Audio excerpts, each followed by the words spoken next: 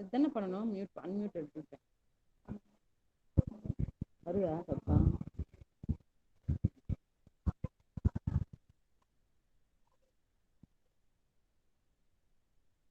சத்தத்தை காணா.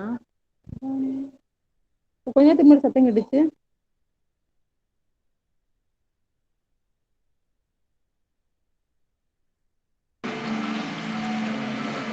இது ஆன் பண்ணணும் ஒருவேளை.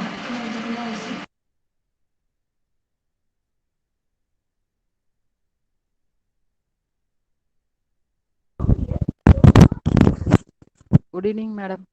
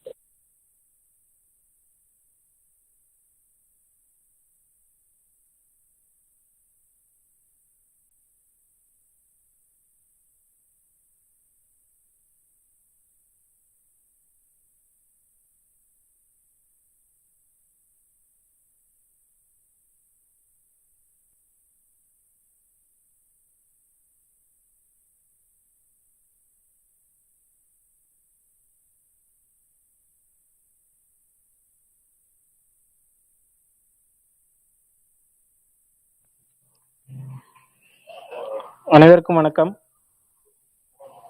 Good evening sir. Good evening sir. Good evening sir. Okay, இன்னைக்கு வந்து தமிழ் கிளாஸ் போட்டிருந்தோம். தமிழ் சார் அவருக்கு ஊர்ல வந்து கொஞ்சம் மழை பெஞ்சு கரண்ட் எல்லாம் கட் ஆனதுனால இன்னைக்கு அவர் தமிழ் கிளாஸ் வந்து கண்டக்ட் பண்ண முடியல.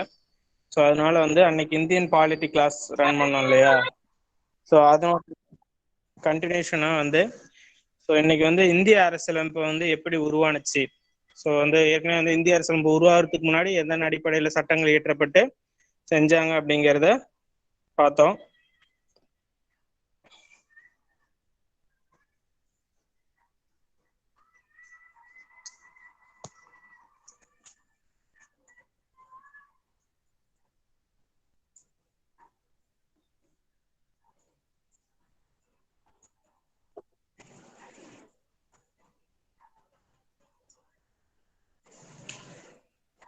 ஸோ அதோட கண்டினியூஷனா வந்து இந்திய அரசியலமைப்பு உருவாகிறதுக்கு முன்னாடி ஆங்கிலேயர்கள் காலத்துல எப்படி வந்து சட்டங்கள் இயற்றி எப்படி வந்து அதை வந்து ரெகுலேட் பண்ணி நிர்வாகத்தையும் லெஜிஸ்லேட்டிவ் கவுன்சிலையும் வந்து ஃபார்ம் பண்ணாங்க அப்படிங்கிறத நம்ம பார்த்துருந்தோம். ஸோ யாராவது சொல்லுங்க பார்ப்போம், சென்ட்ரல் லெஜிஸ்லேட்டிவ் கவுன்சில் வந்து ஃபர்ஸ்ட் எப்போ ஃபார்ம் பண்ணாங்க அப்படிங்கறத சொல்லுங்க.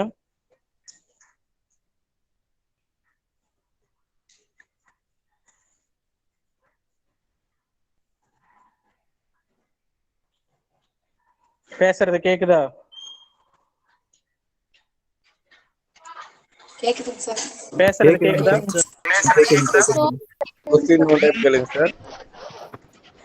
மத்திய சட்டமன்ற குழு எந்த சட்டத்தின் அடிப்படையில் உருவாக்கும்? ஒழுங்குமுறை சட்டம். மத்திய சட்டமேற்றும் குழு சென்ட்ரல் லெஜிஸ்லேட்டிவ் கவுன்சில்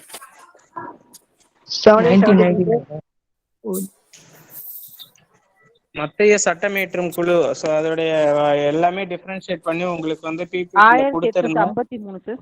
1853. 1853 யார் சொன்னீங்க? அங்காள ஈஸ்வரி சார்.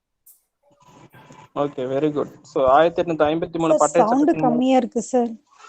ஓகே, இது ட்ரை பண்ணுறேன்.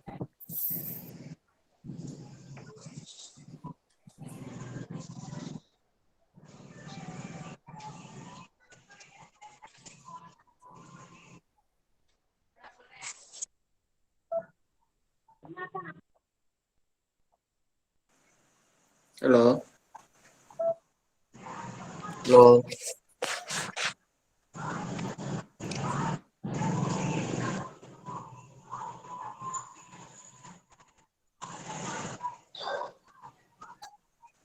ஓகே.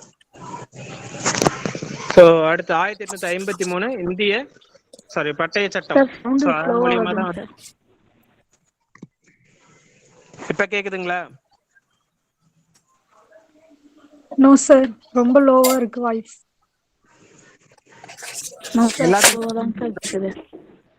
எனக்கு ஓகே சார். எங்களுக்குலாம் கரெக்டா தான் சார் இருக்கும்.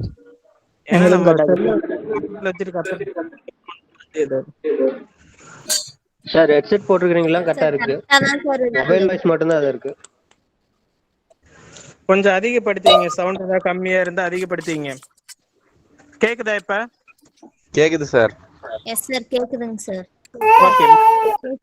குழு வந்து பாத்தீங்கன்னா எந்த சட்டத்தின் அடிப்படையில் உருவாக்கப்பட்டது? இந்திய பட்டய சட்டம் 1853. ஓகே. சோ அது மூலமா உருவாக்கப்பட்டு உறுப்பினர்கள் ஒவ்வொரு கவுன்சில் சட்டத்தின் மூலம் என்ன பண்றாங்கன்னா உறுப்பினர்களின் எண்ணிக்கையை வந்து உயர்த்தி, சோ அதுல வந்து பாத்தீங்க அப்படின்னா இந்தியர்களுக்கு வந்து பிரதிநிதித்துவம் வழங்குறதுல இருந்து, சோ அதுக்கு அடுத்தது வந்து பாத்தீங்கன்னா சோ அத வந்து பவர்ஸ் மத்திய சுயாட்சி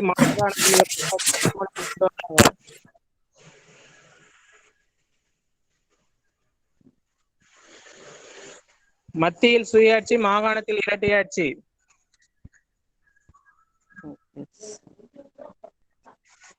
சார்.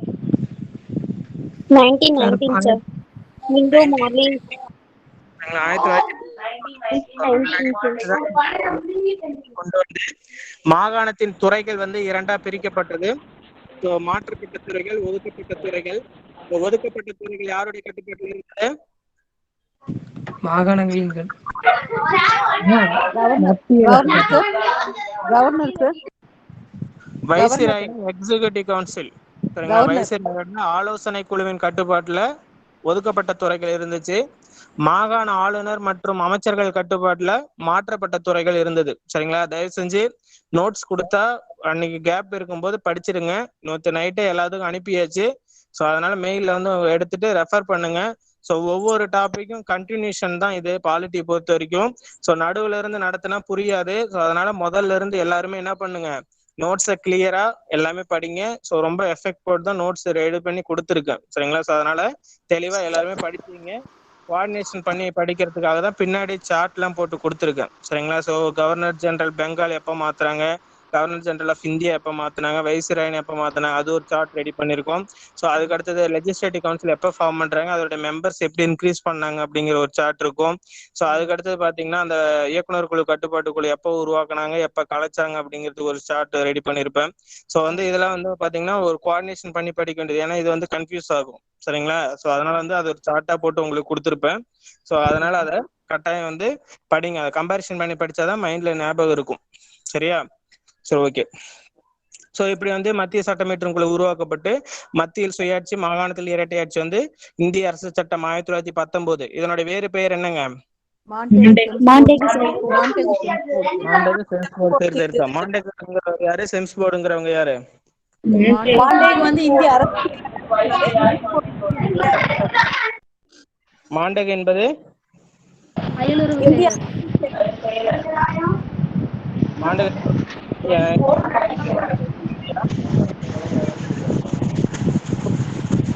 ஒரு இந்தியாவின் அரசு செயலர் சென்ஸ்போர்ட்னா ஒரு பிரதிநிதி. இந்திய வைஸ்ராய் செம்ஸ் போர்டு. சரிங்களா? ஸோ வைஸ்ராய் செயல்பட்டவர் அப்ப. ஸோ அதன் அடிப்படையில மாண்டகு செம்ஸ் போர்டுன்னு சொல்றோம். ஸோ அந்த மாண்டகு அப்படிங்கிறவர் வந்து ஒரு அறிவிப்பு வந்து வெளியிட்டாரு பாராளுமன்றத்துல. அந்த டேட் என்ன, அது என்னன்னு நம்ம சொல்லுவோம். August 20 sir. August 20 year 1917 sir. அதுல என்ன அறிவிப்பு கொடுத்தாரு? August declaration. என்ன அறிவிப்பு கொடுத்தாரு? ஆகஸ்ட் அறிவிப்பு தான். என்ன கொடுத்தாரு?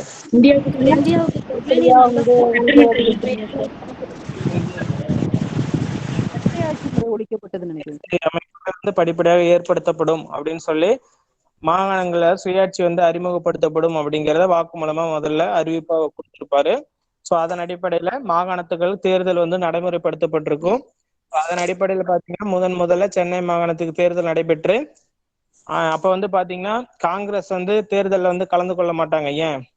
1920 தேர்தல்ல அது வேர்ல்டு வார்னால சார். வேர்ல்டு வாருங்க செகண்ட்ல ரிசைன் பண்ணதுக்கான காரணம் ஒத்துழையாமை இயக்கம் காரணமா வந்து கலந்துக்க மாட்டாங்க. ஒத்துழையாமை இயக்கத்தில் நான் கோஆபரேஷன் மூவ்மெண்ட்ல அவங்களுடைய பேசிக் நோக்கம் அப்ஜெக்டிவ் என்ன காந்தியடிகள் சொல்லியிருப்பாருன்னா, அரசுக்கு வந்து எந்த வித ஒத்துழைப்பும் வழங்கக்கூடாது. ஸோ அரசை எதிர்த்து தான் செயல்படணும், அரசாங்க சட்டங்களுக்கு கட்டுப்படக்கூடாது, அதே மாதிரி இந்த தேர்தலை வந்து நடைமுறைப்படுத்துறதை ஏத்துக்க கூடாது அப்படின்னு சொல்லிட்டு தேர்தலில் பார்ட்டிசிபேட் பண்ண மாட்டாங்க. ஸோ அதனாலதான் வந்து பாத்தீங்கன்னா சென்னை மாகாணத்துல நீதி கட்சி வந்து ஆட்சியை வந்து கைப்பற்றி சுப்புராயல ரெட்டி வந்து முதலமைச்சரா சென்னை மாகாணத்துக்கு முதல்ல தேர்ந்தெடுக்கப்பட்டிருப்பார். சரிங்களா? இதுதான் வந்து தேர்தல் நடைமுறை வந்தது. அதுக்கப்புறம் பாத்தீங்கன்னா 1935 அரசு சட்டத்துல மத்தியில் மாகாணத்துல என்ன மாற்றம் செஞ்சாங்க? மத்தியில் இரட்டையாட்சி, ஸ்டேட் வந்து சுயாட்சி வந்து அட்டானமி ப்ரொவின்சஸா மாத்துறாங்க. சரிங்களா? ஸோ முழுக்க மாகாணம் வந்து மக்களால் தேர்ந்தெடுக்கப்பட்ட அரசாங்கத்தாலேயே நிர்வாகம் செய்யப்படுது. ஸோ அதுல அடுத்து பாத்தீங்கன்னா 6 மாகாணங்கள்ல ஈரவை சட்டமன்றம் ஏற்படுத்தப்பட்டு அங்கேயும் தேர்தல் நடத்துறாங்க. ஸோ அதுக்கடுத்து ரிசர்வ் பேங்க் ஆஃப் இந்தியா வந்து ஃபார்ம் பண்ணியிருப்பாங்க. ஸோ அதுக்கடுத்து பாத்தீங்கன்னா ஃபெடரல் கோர்ட் கூட்டாட்சி நீதிமன்றம் ஏற்படுத்தப்பட்டிருக்கும். அதுக்கடுத்து மத்திய அரசுக்கும் மாநில அரசுக்கும் அதிகார பகிர்வு, மத்திய பட்டியல், மாநில பட்டியல். மாநில பட்டியல் என்பது அப்போது மாகாண பட்டியலா இருந்திருக்கும். ஸோ மத்திய பட்டியல், மாகாண பட்டியல் மற்றும் பொது பட்டியல் என்று 3 விஷயங்கள் வந்து அதிகாரங்களை வந்து பகிர்ந்தளிப்பு, டிஸ்ட்ரிபியூஷன் ஆஃப் பவர்ஸ்ன்னு சொல்லுவோம். சரிங்களா? ஸோ இது வந்து இந்தியன் கான்ஸ்டியூஷன். ஆஃப்டர் தட் வந்து பாத்தீங்கன்னா இந்தியன் கான்ஸ்டியூஷன் இப்ப ஃப்ரேம் பண்ணி இப்பயும் இருக்கு. சரிங்களா? ஸோ இது மாதிரி 3 வகையான அதிகாரங்கள் பட்டியல் துறைகளா வந்து பிரிக்கப்பட்டு கொடுத்திருப்போம். ஸோ அதையும் சார்ட்ல அப்ப எத்தனை துறைகள் இருந்துச்சு, இப்ப எவ்வளவு துறைகள் இருக்கு அப்படிங்கிறதையும் சொல்லியிருப்போம். சரிங்களா? ஓகே. ஸோ அதுக்கடுத்து பாத்தீங்க அப்படின்னா அடுத்தது அமைச்சரவை தூதுக்குழு வந்துட்டு இந்தியாவுக்கு வந்து நேஷனல் கான்ஸ்டியூஷன் அசம்பிளி ஃபார்ம் பண்றதுக்கு பர்மிஷன் கொடுக்குறோம் அப்படின்னு சொல்லிட்டு கிளமெண்ட் அட்லி வந்த உடனே என்ன சொல்றாரு, இந்தியாவுக்கு வந்து ஜூன் 30, 1948 நாங்க வந்து சுதந்திரம் கொடுத்துட்றோம் அப்படின்ட்டு எப்ப அறிவிப்பு கொடுக்குறாரு? பிப்ரவரி 20, 1947 அதுல வந்து அறிவிப்பு கொடுத்துட்டு என்ன பண்றாரு அட்லி, இந்தியாவுக்கு சுதந்திரம் வழங்குவதற்காக மவுண்ட் பேட்டன் அப்படிங்கிறவரை வைஸ்ராயை அப்பாயின்ட் பண்ணி அனுப்புறாரு.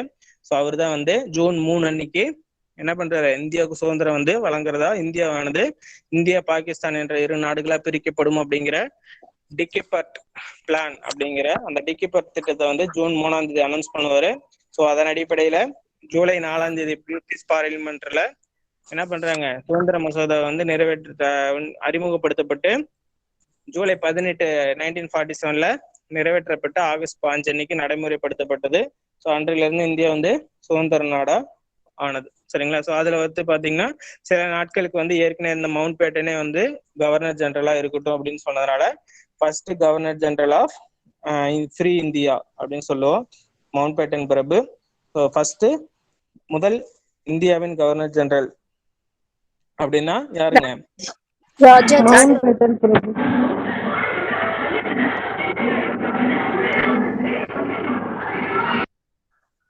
சுதந்திர இந்தியாவின் முதல் கவர்னர் ஜெனரல் அப்படின்னு கேட்டா மவுண்ட் பேட்டன்.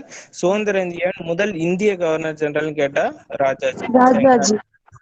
ஓகே, இதுதான் வந்து நம்ம ஹிஸ்டாரிக்கல் பேக்ரவுண்டா நம்ம இந்தியன் கான்ஸ்டியூஷனை பத்தி தெரிஞ்சுக்க வேண்டியது. ஸோ பாத்தீங்க அப்படின்னா நம்மளுக்கு அடுத்தது making of the Indian constitution, இந்திய அரசியலமைப்பு உருவான விதம் அப்படிங்கிறத நம்ம இன்னைக்கு நம்ம பார்க்க போறோம். ஸோ இந்திய அரசியலமைப்பு உருவாக்கத்துக்கு முன்னாடி இருந்ததுன்னு பார்த்தாச்சு. ஸோ இந்திய அரசியலமைப்பு இப்போ உருவாக்க போறோம். சரிங்களா? ஸோ எப்படி உருவாக்குனாங்க அப்படிங்கிறத நம்ம ஃபுல்லா பார்க்க போறோம். ஸோ அந்த நேஷனல் கான்ஸ்டியூஷன் அசம்பிளி, ஸோ அதுதான் வந்து இந்திய அரசியலமைப்பை ஏற்படுத்துவதற்காக உருவாக்கப்பட்ட அமைப்பு அப்படிங்கிறத நம்ம தெரிஞ்சுக்கணும். ஸோ அதை வந்து நம்ம பார்த்தீங்கன்னா NCN சுருக்கமாக சொல்லலாம். சரிங்களா? ஸோ நேஷனல் கான்ஸ்டியூஷன் அப்படிங்கிறது சுருக்கம் வந்து தமிழ்ல இந்திய அரசியலமைப்பு நிர்ணய சபை அப்படிங்கிற ஒரு அமைப்பு. இந்த அமைப்பு எப்படி ஏற்படுத்தினாங்க, அதுக்கு எலெக்ஷன் வந்து கண்டக்ட் பண்ணாங்க. அதுக்கு அடுத்தது ஆஃப்டர் தட் வந்து அது எப்படி ஃபார்ம் பண்ணி எப்படிலாம் வந்து மைனர் அந்த ஒர்க்கை பிரிச்சாங்க, அந்த என்ன இருந்துச்சு அப்படிங்கறது எல்லாமே பார்த்துட்டு அதுக்கப்புறம் பாத்தீங்க அப்படின்னா மைனர் கமிட்டி மேஜர் கமிட்டி எல்லாம் ஃபார்ம் பண்ணாங்க. அந்த நிர்ணய சபைக்கு உறுப்பினர்கள் எவ்வாறு தேர்ந்தெடுக்கப்பட்டனர், எவ்வாறு நியமனம் செய்யப்பட்டனர். அதுக்கு அடுத்தது பாத்தீங்க அப்படின்னா இந்திய சுதந்திரம், அந்த பிரிவினை, இந்திய பாகிஸ்தான் பிரிவினை ஏற்பட்ட இந்தியன் இண்டிபெண்டன்ஸ் ஆக்ட், இந்திய சுதந்திர சட்டத்தினால் ஏற்பட்ட அதெல்லாமே பார்த்துட்டு தான் அதுக்கடுத்து அதுக்கான டிராஃப்டிங் கமிட்டி தான் முக்கியமானது. அதுக்கடுத்தது மேஜர் கமிட்டி, மைனர் கமிட்டி, இது எல்லாத்தையும் வந்து பார்த்துட்டு அதுக்கப்புறம் இந்திய அந்த வந்து ஃப்ரேம் பண்ணுறதுக்கு 3 டைம் ரீட் பண்ணுவாங்க. அந்த ரீடிங் எப்பப்ப என்னென்ன கான்ஸ்டியூஷன் ஆர்டிகல்ஸ் வந்து from the beginning of November 26, 1949 implement ஆச்சு. ஆஃப்டர் தட் பார்த்தீங்கன்னா January 26, 1950 என்னென்ன இம்ப்ளிமெண்ட் ஆச்சு, அதுக்கப்புறம் NC வந்து இதை ஏற்றுக்கிட்டாங்க அப்படிங்கிறதெல்லாம் பார்த்துக்கிட்டோம் அப்படின்னா நம்மளுக்கு வந்து making of the Indian constitution over. சரியா? இதுதான் ஓவரால் ஐடியா.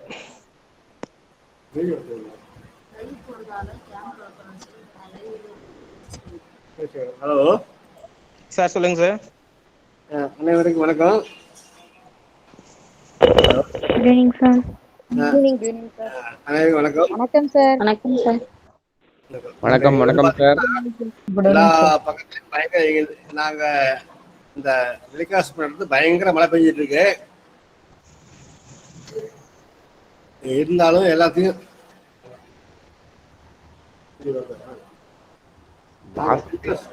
பயங்கர மழை வந்துட்டு இருக்கு. ரொம்ப மழை பெஞ்சிட்டு இருக்கு. கேக்குதா? கேக்குது சார், சொல்லுங்க. நாங்க நைட் எல்லாருமே மழையை பொருட்படுத்தாம எல்லாமே ரொம்ப இன்டென்சிவா பண்ணிட்டு இருக்கோம். அதனால ரொம்ப இந்த கிளாஸ் வந்து ரொம்ப ஏதோ ஃப்ரீயா கிடைக்குது அந்த மாதிரி நினைக்க யாருமே. இதுக்கு பின்னாடி எவ்வளவு கஷ்டப்படுறீங்கன்னு தெரியும். ஆக்சுவலா இன்னைக்கு எடுக்க வேண்டிய கிளாஸ் எடுக்கவே முடியல. ரொம்ப மழை வந்துட்டு இருக்குது, இதா இருக்கு. அதனால எல்லாம் ரொம்ப ஒரு கேர்ஃபுல்லா ரொம்ப நல்லா பண்ணுங்க. ராஜகோபால் இருக்காருன்னா அவர் பதில் இருக்காரு, நான் சேலத்தில் இருக்கேன், இந்த கிளாஸ் எடுக்க வேண்டிய வேற ஊர் இருக்காரு. பயங்கர மழை இடியில நாங்க கிளாஸ் எடுத்துட்டு இருக்கோம். தயவுசெய்து புரிஞ்சுக்கங்க, அவ்வளவுதான், வேற எதுவும் இல்லைங்க. Okay okay sir. Okay sir. Okay sir. Thank you sir. Okay, Ramkumar அந்த மெட்டீரியல் வந்து அப்படியே ஷேர் பண்ணுங்க.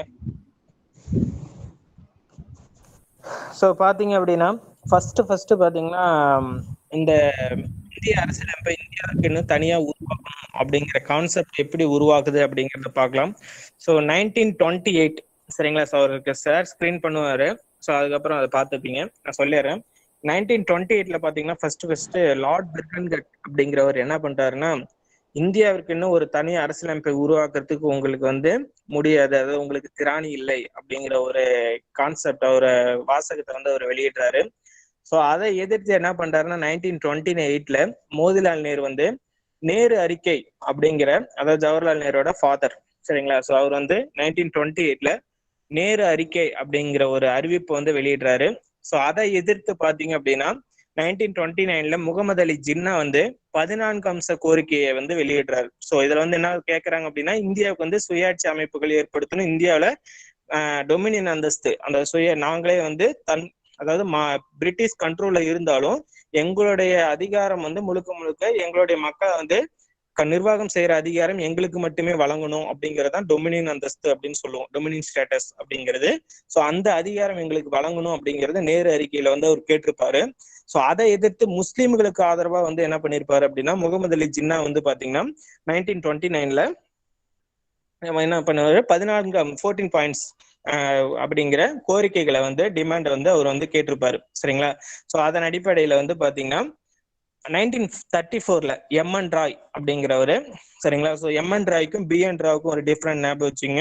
ஸோ எம்என் ராய் வந்து ஃபர்ஸ்ட் இந்திய அரசியலமைப்பு வந்து இந்தியாவிற்கு தனியா உருவாக்கணும் அப்படிங்கிற கோரிக்கையை வந்து வெளிப்படையா சொன்னவர் சரிங்களா.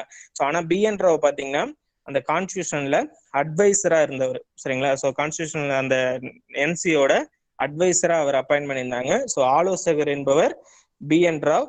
ஸோ எம்என் ராய் என்பவர் யாருன்னா, இந்தியாவிற்கு தனி அரசியலமைப்பை உருவாக்க வேண்டும் அப்படின்னு சொல்லிட்டு ஃபர்ஸ்ட் சொன்னவர் சரிங்களா.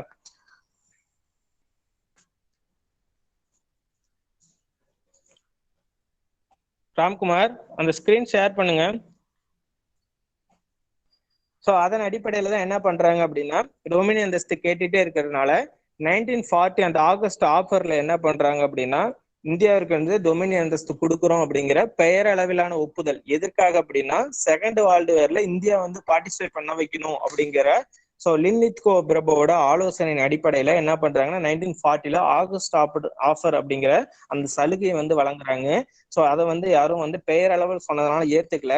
ஸோ அதனால வந்து மறுபடியும் என்ன பண்றாங்கன்னா 1942 கிரிப்ஸ் கமிட்டி மூலியமா அனுப்பி இந்தியாவிற்கு டொமினியன் வழங்குறோம்னு சொல்லிட்டு உண்மையான எழுத்துப்பூர்வமான ஒப்புதல் வந்து வழங்குறாங்க.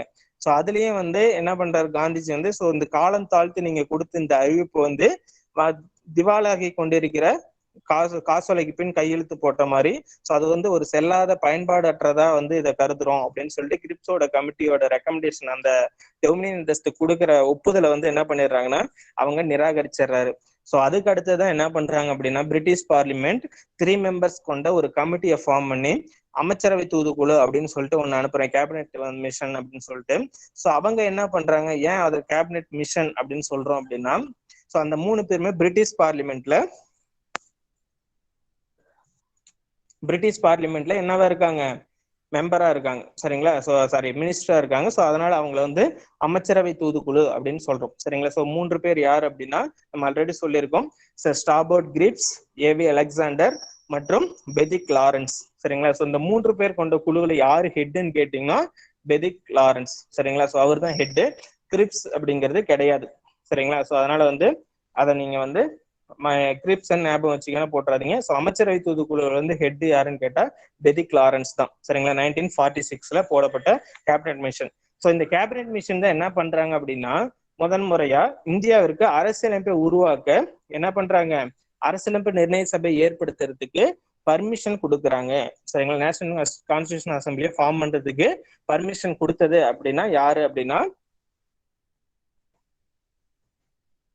நம்மளுக்கு அமைச்சரவை தூதுக்குழு தான் சரிங்களா. ஸோ அதன் அடிப்படையில தான் இந்த நேஷனல் கான்ஸ்டியூஷன் அசம்பிளிக்கு வந்து எலெக்டட் பண்றதுக்காக தேர்தல் வந்து நடைமுறைப்படுத்தப்படுது.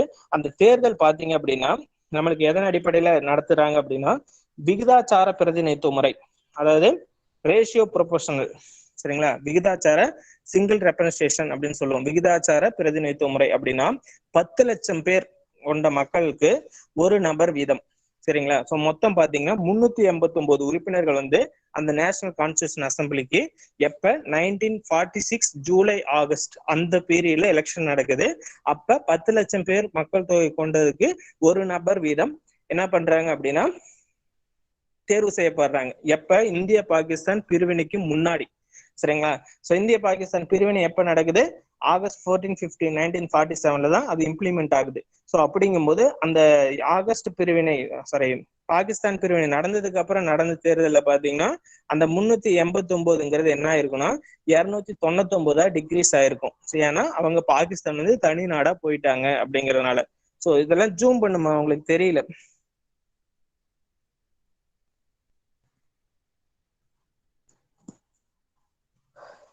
சோ இது வரைக்கும் சொன்னது புரியுதா? தெளிவா இருக்கா? Yes sir. புரியுது. போங்க அடுத்துமா. சார் ஓகேங்க sir. British parliament cabinet member மட்டும் அந்த 3 மெம்பர்ஸ் சொன்னீங்கல்லங்க சார். ஸோ ஆல்ரெடி உங்களுக்கு வந்து பிபிடில ஏற்கனவே அனுப்பியிருக்கோம். ஸோ ஒரு டைம் சொல்லிடுறேன் கேட்டுங்க. Pethick Lawrence, sir Stafford Cripps மற்றும் ஏபி அலெக்சாண்டர். ஸோ இவங்க 3 பேர் கொண்ட குழு தான் அமைச்சரவை குழுன்னு சொல்றோம். சரி, தேங்க்யூங்க சார். ஓகே, எல்லாமே வந்து இந்த அடுத்து முன்னாடி பேஜ்மா.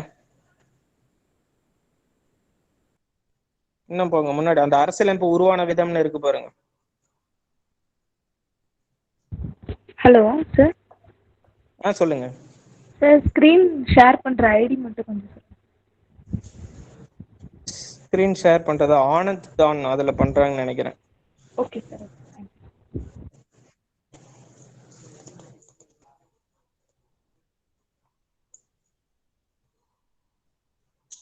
ஓகேம்மா ஓகே. கொஞ்சம் ஜூம் பண்ணிங்க. எல்லாம் வந்து லேண்ட்ஸ்கேப்ல வச்சு பார்த்துங்க. ஸோ நான் சொன்ன பாயிண்ட் எல்லாம் இருக்கும் பாருங்க.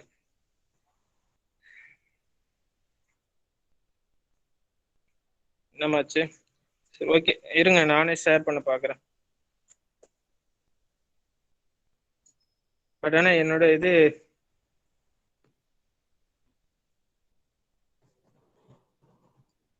ஸ்கிரீன் ஷேர் ஆகுதா? ஷேர் ஆகுது சார். Yes sir. ஷேர் ஆகுது. Yes sir.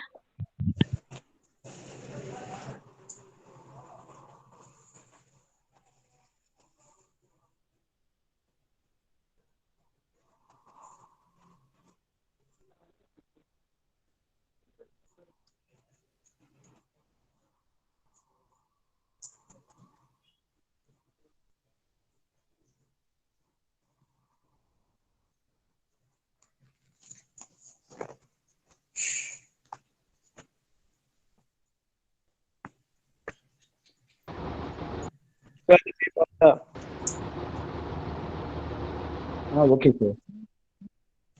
ஓகே.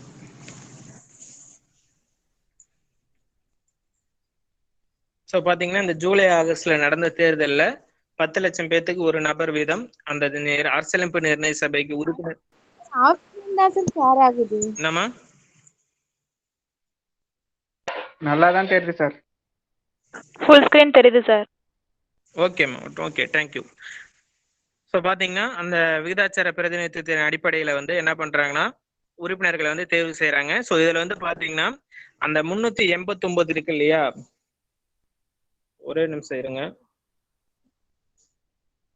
ஜஸ்ட் கையில் எழுதுனது இருக்கும், அது கொஞ்சம் பாருங்க. நாளைக்கு நான் மெட்டீரியல் உங்களுக்கு பிபிடி அனுப்பிடுறேன். அது கொஞ்சம் உங்களுக்கு அந்த கிளாசிஃபிகேஷனாக போட்டு முக்கியமான பாயிண்ட்ஸ் மட்டும் கொடுத்துருப்பேன். ஸோ அதை பார்த்துங்க, உங்களுக்கு ஈஸியாக இருக்கும். புரியாதுதான், எனக்கு மட்டும்தான் புரியும். ஜஸ்ட் ஆனால் ஃபுல்லாக கேட்டுங்க. ஸோ இந்த அமைச்சரவை தூதுக்குழு பாருங்க, மார்ச் 24, 1946 ஷேர் ஆகுதா எல்லாத்துக்கும்? ஓகே.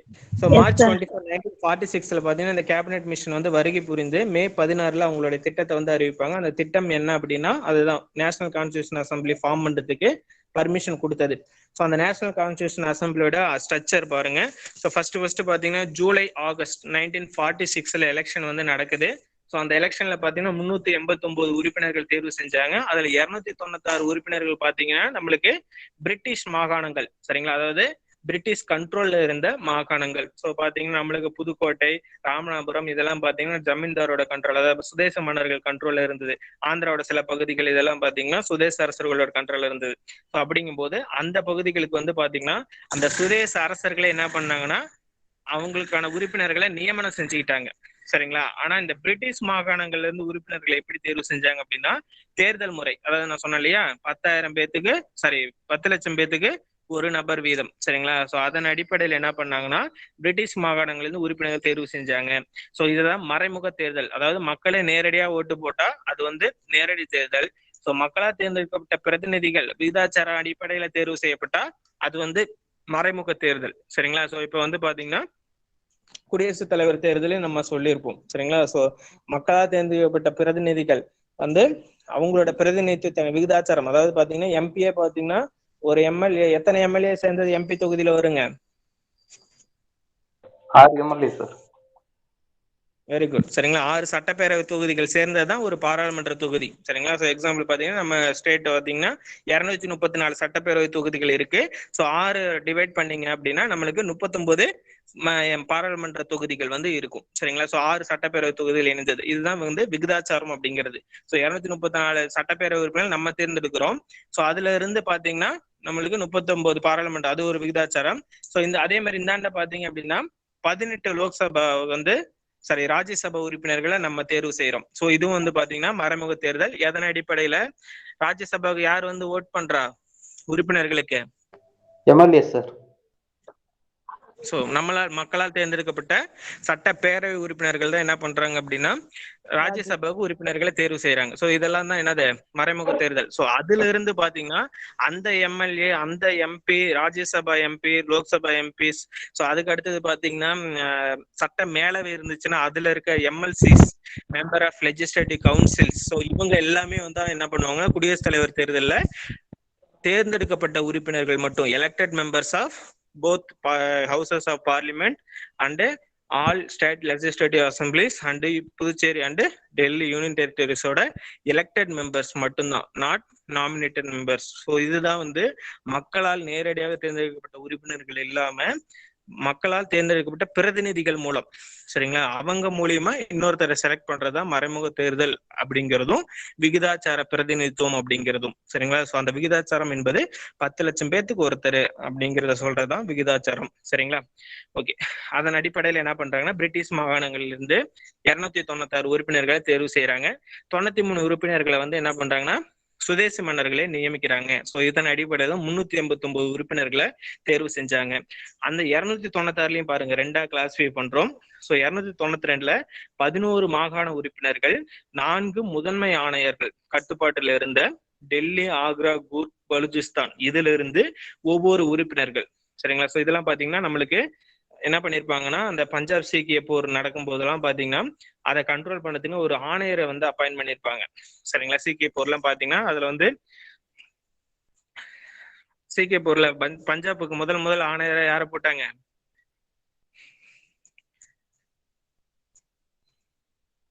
யாருக்கா ஞாபகம் இருக்கா?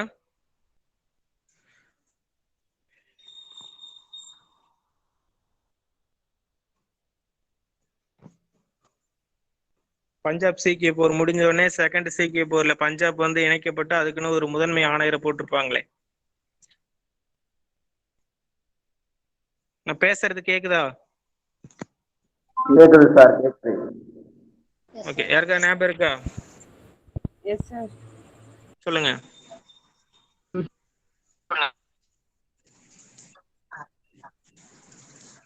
யாருங்க?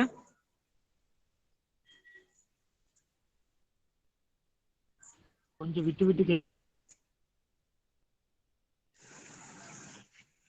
பேசுறது கேக்குதா? கேக்குது சார். கேக்குது சார். சரி, ஓகே. ஸோ அதில் பார்த்தீங்கன்னா ரோஸ் அப்படிங்கிறவர் வந்து முதல்ல பார்த்தீங்கன்னா ஜெனரல் ரோஸ் அப்படின்னு நினைக்கிறேன். ஸோ அவர் வந்து பஞ்சாபோட முதன்மை ஆணையராக வந்து முதல்ல நியமிக்கப்பட்டிருப்பாங்க. ஸோ ஒரு சில பகுதிகளில் பார்த்தீங்கன்னா இந்த மாதிரி சீஃப் கமிஷனர்ஸ் வந்து அப்பாயின்ட் பண்ணியிருப்பாங்க. ஸோ அவங்க வந்து நேரடியாக பார்த்தீங்கன்னா ஆளுநரோட வைசிராயோட கட்டுப்பாட்டுல இருப்பாங்க. ஸோ அதுல இருந்து பாத்தீங்கன்னா 4 உறுப்பினர்கள் சரிங்களா. ஸோ 292 பிளஸ் 4 296 உறுப்பினர்கள், 93 உறுப்பினர்கள் சுதேச அரசு பகுதியிலிருந்து மறைமுக தேர்தல் மூலம் தேர்வு செய்யப்பட்டனர். வாய்ஸ் கேட்கவே இல்லை, விட்டு விட்டு கேட்குது சார். சார் வாய்ஸ் கேட்கவே இல்லை, சார் விட்டு வாய்ஸ் விட்டு பிரேக் கேட்குது சார். ஆகுதுங்க சார். ஓகே ஓகே இப்ப கேக்குதா? இப்ப கேக்குதா? கேக்குது சார். Okay okay. ஸோ பாத்தீங்கன்னா இந்த பிரிட்டிஷ் மாகாண பகுதிகளிலிருந்து உறுப்பினர்களை தேர்வு செய்யறாங்க, மறைமுக தேர்தல். ஸோ அதே பாத்தீங்கன்னா சுதேச அரசு பகுதிகளில் வந்து நியமிக்கப்படுறாங்க. ஸோ மறைமுக தேர்தல் மூலியமா தேர்வு செய்யப்படுறாங்க, ஒரு பக்கம் வந்து நியமிக்கப்படுறாங்க, ரெண்டுமே நடக்கிறதுனால ஸோ இந்த நேஷனல் கான்ஸ்டியூஷன் அசம்பிளிக்கு பாத்தீங்கன்னா உறுப்பினர்கள் தேர்வு செய்யப்பட விதம் அப்படின்னு சொல்லி கூற்றுல கேட்க வாய்ப்பு இருக்கு. So partially elected, partially nominated சரிங்களா. பகுதி முறை நியமனம், பகுதி தேர்வு சரிங்களா. ஸோ இந்த முறையில தான் இந்த நேஷனல் கான்ஸ்டியூஷன் அசம்பிளிக்கு உறுப்பினர்களை வந்து தேர்வு செஞ்சாங்க சரிங்களா. ஸோ அதுக்கு அடுத்தது வந்து இந்த நேஷனல் கான்ஸ்டியூஷன் அசம்பிளி சார் பாலிசிஸ்தான்ல இருந்து ஒருத்தர் தேர்ந்தெடுப்பாங்கல்ல. சொல்லுங்க மேடம். பாலிசிஸ்தான்ல இருந்து ஒரு மெம்பர் செலக்ட் பண்ணுவாங்களா? ஆமா சரி கேட்கல. அதான் சொல்லியிருக்கேன் பாருங்க, டெல்லி, ஆக்ரா, கூர்க், பலுசிஸ்தான் 4 முதன்மை ஆணையர் கட்டுப்பாட்டில் இருந்த பகுதிகளிலிருந்து 4 உறுப்பினர்கள். ஓகே. ஸோ அதுக்கு அடுத்தது பாத்தீங்கன்னா இந்த நேஷனல் கான்ஸ்டியூஷன் அசம்பிளிக்கு அது இல்லாம விகிதாச்சார பிரதிநிதித்துவம், அதாவது பிரதிநிதி ரெப்ரசன்டேஷனும் கொடுத்துருக்காங்க. ரிலீஜியஸ் பேஸ்ல முஸ்லிம், சீக்கியர்ஸ் ஸோ இவங்களுக்கு எல்லாம் வந்து பாத்தீங்கன்னா அப்பயே ரெப்ரசன்டேஷனும் நேஷனல் கான்ஸ்டியூஷன் அசம்பிளில கொடுத்துருக்காங்க. ஸோ அது இல்லாம SC, ST, Anglo Indian, Christian. So ஏன்னா பாத்தீங்கன்னா முஸ்லிம்களுக்கு எதுல இப்ப தொகுதிகள் ஒதுக்குனாங்க, தனி தொகுதிகள்.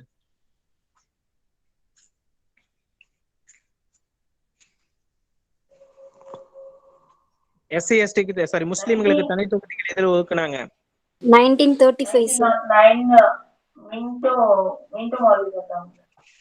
மிண்டோ மார்லி, வெரி குட் சரிங்களா. மிண்டோ மார்லி ரிஃபார்ம்ஸ் மூலியமா தான் என்ன பண்ண 1909ல மிண்டோ பிரபு தான் பார்த்தோம்னா ஃபாதர் ஆஃப் செப்பரேட் எலக்ட்ரோட், அதாவது வகுப்பாரி பிரதிநிதித்துவ கம்யூனல் எலக்ட்ரோட்டோட ஃபாதர் அப்படின்னு சொல்றோம். ஸோ அவர் தான் வந்து தேர்வு செய்வ வகுப்பாரி பிரதிநிதித்துவத்தின் தந்தைன்னு சொல்றோம்.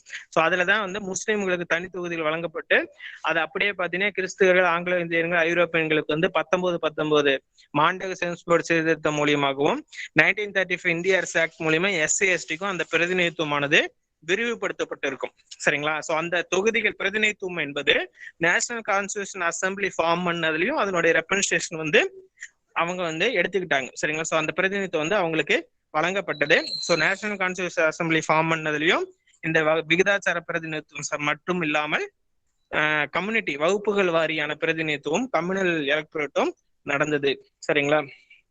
ஸோ பாருங்க 10 லட்சம் மக்களுக்கு ஒரு உறுப்பினர் வீதம் தேர்வு செய்யப்பட்டாங்க. ஸோ முக்கியமான தலைவர்ல நேஷனல் கான்ஸ்டியூஷன் அசம்பிளில மகாத்மா காந்தி வந்து கிடையாது சரிங்களா. ஸோ நேஷனல் கான்ஸ்டியூஷன் அசம்பிளி எப்படி ஃபார்ம் பண்ணிருக்காங்கிறது தெரியுதா தெளிவா? ஸோ ஃபர்ஸ்ட் பார்த்தீங்கன்னா நேஷனல் கான்ஸ்டியூஷன் அசம்பிளிக்கு வந்து பர்மிஷன் கொடுத்தது கேபினெட் மிஷன். ஸோ அதன் அடிப்படையில் ஜூலை ஆகஸ்ட்ல வந்து தேர்தல் நடத்துறாங்க. அந்த தேர்தலில் வந்து மறைமுக தேர்தல் மூலியமா பகுதி தேர்தலும் பகுதி நியமனமும் இருக்கு. ஸோ அந்த 389 உறுப்பினர்களை வந்து தேர்வு செஞ்சுட்டு அதுல 2ஆ கிளாஸிஃபை பண்றோம். 296 வந்து பிரிட்டிஷ் மாகாணங்களிலிருந்தும் 93 சுதேச அரசர்கள் பகுதியில் நியமனம் மூலியமா நியமிக்கப்படுகின்றன. அந்த 296 என்பதை 2ஆ பிரிக்கிறோம். So 292 plus 4. ஸோ அதில் 4 வந்து பாத்தீங்கன்னா பிரிட்டிஷ் மாகாணங்கள்லயே முதன்மை ஆணையர்கள் கட்டுப்பாட்டில் இருந்த டெல்லி, ஆக்ரா, கூர்க், பலுச்சிஸ்தான் 4 மாகாணங்கள் மட்டும் அவங்களுடைய முதன்மை ஆணையர் கட்டுப்பாட்டுல இருந்த பகுதிகள். ஸோ இது இல்லாம அந்த உறுப்பினர்களை வந்து விகிதாச்சார பிரதிநிதித்துவ முறை, ஒற்றை மாற்றுவாக்கு முறைன்னு சொல்லுவோம் சரிங்களா. சிங்கிள் டிரான்ஸ்பரபிள் விகிதாச்சார பிரதிநிதித்துவ முறை. ஸோ அந்த அடிப்படையில தேர்வு செய்யப்பட்டு ரிலீஜியஸ் வைஸாவும் கேஸ்ட் வைஸாவும் ரெப்ரசன்டேஷன் கொடுத்து தான் நேஷனல் கான்ஸ்டியூஷன் அசம்பிளி ஃபார்ம் பண்ணியிருக்காங்க. ஸோ அந்த 389 உறுப்பினர்கள் தேர்வு செய்யப்பட்டதுல தேசிய காங்கிரஸ்ல இருந்து 208 பேரும், முஸ்லீம் லீக்ல இருந்து 73 மெம்பர்ஸும், ஸோ இந்த இரு கட்சிகளும் சாராத நபர்கள் வந்து 15 மெம்பர்ஸ். ஸோ இப்படிதான் வந்து அதாவது பார்ட்டி வைஸ் செப்பரேஷன் பண்ணணும் அப்படின்னா, so national constitutional assembly form பண்ணும்போது ஐஎன்சில இருந்த உறுப்பினர்கள் எத்தனை பேர் அப்படின்னா 208 பேர். சரிங்களா, இந்தியன் நேஷனல் காங்கிரஸ்ல இருந்த நபர்கள். அதுக்கடுத்து பாத்தீங்கன்னா என்சிஏவோட செயல்பாடு, ஃபங்க்ஷன்ஸ் ஆஃப் என்சிஏ பாத்தீங்கன்னா ஃபர்ஸ்ட் அந்த ஆஃப்டர் இண்டிபெண்டன்ஸ்க்கு முன்னாடி, சரி பிஃபோர் இண்டிபெண்டன்ஸ், சரிங்களா, சுதந்திரத்துக்கு முன்னாடி நடந்த ஃபங்க்ஷன்ஸ். ஸோ ஜூலை ஆகஸ்ட்ல தேர்தல் நடத்திட்டாங்க. ஸோ அதனுடைய ஃபர்ஸ்ட் மீட்டிங், சரிங்களா, பாத்தீங்கன்னா December 9, 1946. ஸோ அவருடைய யாருடைய தலைமையில் நடக்குதுன்னா சச்சிதானந்த சின்ஹா. ஸோ ஆல்ரெடி நம்ம சொல்லியிருப்போம். சத்யேந்திர பிரசாத் சின்ஹா யாருங்க?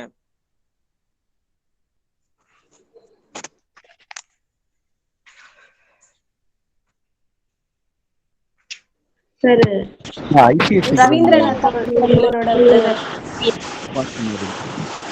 வைசிராய் குழுவில் இடம்பெற்ற முதல் இந்தியர் சார்.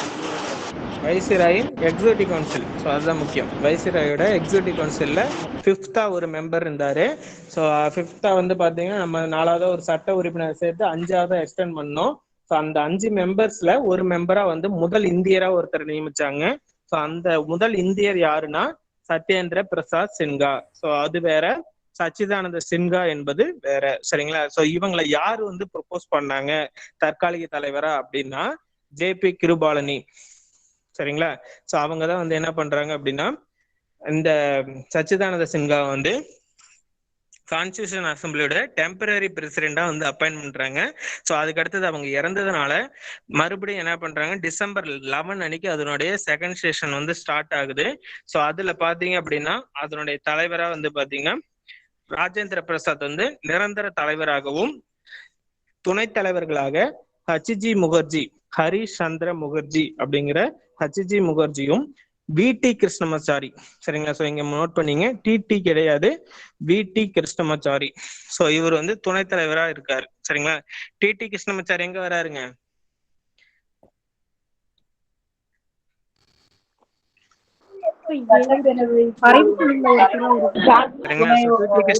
வந்து பாத்தீங்கன்னா கைத்தான் வந்து இறந்ததுக்கு அப்புறம் TT கிருஷ்ணமாச்சாரி வந்து வரைவு குழுவுல உறுப்பினரா இருப்பாரு.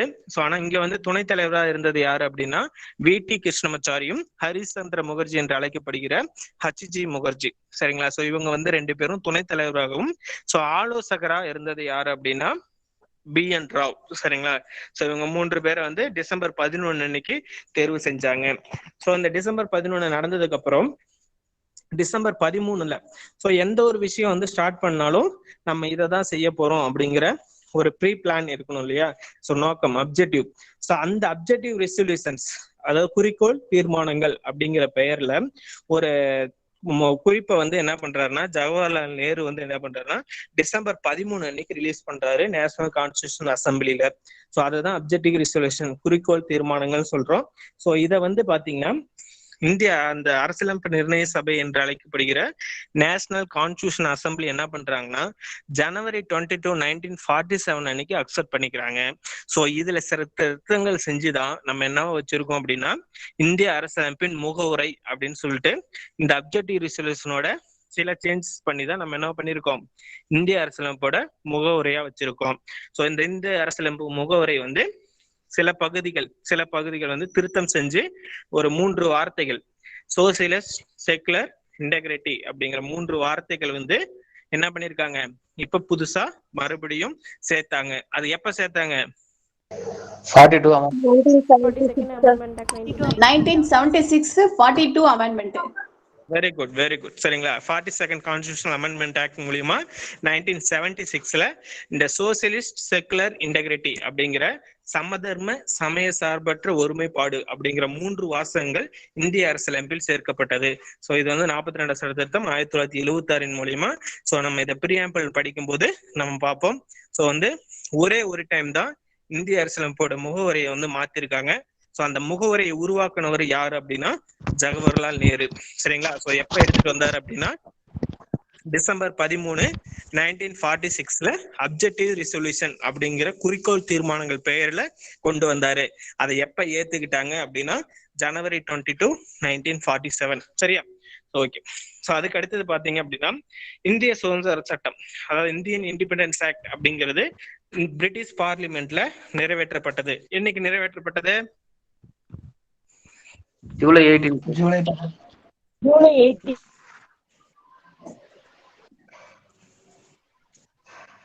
ஜூலை 18, 1940. ஜூலை 18 சார். ஸோ அதுலதான் வந்து பிரிட்டிஷ் பார்லிமெண்டோட இந்தியன் இண்டிபெண்டன்ஸ் ஆக்ட் வந்து அங்க நிறைவேற்றினாங்க. ஸோ அதன் அடிப்படையில் என்னாச்சு, இந்தியாவும் பாகிஸ்தானும் பிரிஞ்சிருச்சு. பிரிஞ்சா என்ன ஆகும், ஆட்டோமேட்டிக்கா முஸ்லீம் லீக்ல இருந்து உறுப்பினர்கள்லாம் எக்ஸிட் ஆயிடுவாங்க. ஸோ அதுக்கப்புறம் 2 மாற்றங்கள் செஞ்சாங்க. ஒண்ணு என்ன அப்படின்னா, அந்த நேஷனல் கான்ஸ்டியூஷன் அமைப்பு இருக்கு இல்லையா, ஸோ இந்திய அரசியலமைப்பு நிர்ணய சபை, ஸோ அதை வந்து அரசியலமைப்பு உருவாக்கும் அமைப்பாகவும் சட்டமன்ற அமைப்பாகவும். ஸோ ஏற்கனவே அவங்களுடைய நோக்கம் என்ன, இந்தாண்ட கான்ஸ்டியூஷனை ஃப்ரேம் பண்ணணும். ஸோ அது கூட இந்தியா சுதந்திரம் ஆயிடுச்சு. அப்ப வந்து இந்தியா வந்து அவங்களுக்குன்னு தனியா ஒரு பார்லிமெண்ட், அவங்களுக்குன்னு சட்டம் இயற்றத்துக்குன்னு ஒரு அமைப்பு வேணும். ஸோ இது வரைக்கும் பிரிட்டிஷ் பார்லிமெண்ட் பண்ணிட்டு இருந்துச்சு. அதை இந்தியாவோட பார்லிமெண்ட் பேர்ல ஒருத்தங்க செஞ்சுட்டு இருக்கணும். ஸோ அப்ப வந்து அந்த NCA என்ன பண்றாங்க, டெம்பரரி பார்லிமெண்ட், மத்திய சட்டம் இயற்றும் குழுவாக மாத்துறாங்க. ஸோ அதனுடைய ஸ்பீக்கர் தலைவரா யார் அப்பாயின்ட் பண்றாங்க அப்படின்னா GV மௌலாங்கர். சரிங்களா? ஸோ இவர் தான் வந்து இந்தியாவோட சுதந்திரம் அடைஞ்சதுக்கு அப்புறமும் ஃபர்ஸ்ட் ஸ்பீக்கர் ஆஃப் இந்தியா அப்படின்னு சொல்றோம். சரிங்களா? ஸோ முதல் சபாநாயகர் அப்படின்னா GV மௌலாங்கர். சரிங்களா? ஸோ இவரோட தலைமையில முதல் கூட்டம் வந்து எப்ப நடக்குதுன்னா நவம்பர் 17, 1947 இவரோட தலைமையில் நடக்குது. ஸோ ஓகே, 2 குழுவா பிரிச்சுட்டாங்க. ஒன்னு அரசியலமைப்பை ஏற்படுத்தணும், இன்னொன்னு சட்டம் இயற்றணும். சட்டம் இயற்றதுக்கு GV மௌலாங்கர். அப்ப அரசியலமைப்பை ஏற்படுத்துறதுக்கு யார் ஹெட் அப்படின்னா, ஏற்கனவே பிரசிடென்டா நேஷனல் கான்ஸ்டியூஷன் அசம்பிளிக்கு யார் அப்பாயின்ட் பண்ணோம், Rajendra Prasad. Very good. So அவரை வந்து என்ன பண்றாங்க, இந்திய அரசியலமைப்பு அந்த நிர்ணய சபைக்கு அரசியலமைப்பை உருவாக்குவதற்கான தலைமைக்கு அவரை நியமிக்கிறாங்க. ஸோ 2 தான், அரசியலமைப்பு உருவாக்குறது, சட்டம் இயற்றுறது. ஸோ அந்த 389 உறுப்பினர்கள் இந்திய பாகிஸ்தான் பிரிவினைக்கு முன்னாடி இருந்துச்சு இல்லையா, ஸோ அந்த 299 குறையுது.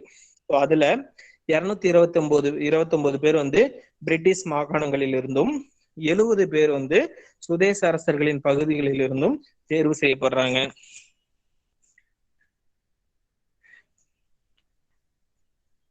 அந்த 229 பேர் பாத்தீங்கன்னா 12 பிரிட்டிஷ் மாகாணங்கள்ல இருந்து உறுப்பினர்களா தேர்வு செய்யப்பட்டாங்க. ஸோ அதுல வந்து அதிகபட்சம் யுனைடெட் ப்ரோவின்சஸ், அதாவது ஐக்கிய மாகாணம், அததான் வந்து என்ன பண்ணாங்க, உத்தரப்பிரதேசம்னு இப்ப பெயர் மாத்திருக்காங்க. ஸோ அந்த ஐக்கிய மாகாணங்கள்ல இருந்து 55 உறுப்பினர்கள் அதிகபட்சம். ஸோ வந்து பாத்தீங்கன்னா 2வதாக சென்னை மாகாணத்திலிருந்து 49 பேர். ஸோ இதை ஞாபகம் வச்சுங்க, இந்திய அரசியலமைப்பு நிர்ணய சபைக்கு பாகிஸ்தான் பிரிவினைக்கு அப்புறம் சென்னை மாகாணத்திலிருந்து தேர்வு செய்யப்பட்ட உறுப்பினர்கள் எத்தனை பேர்னா 49. ஸோ இந்த 70 பேர் பாத்தீங்கன்னா 29 சுதேச அரசு பகுதிகளிலிருந்து தேர்வு செய்யப்பட்டனர்.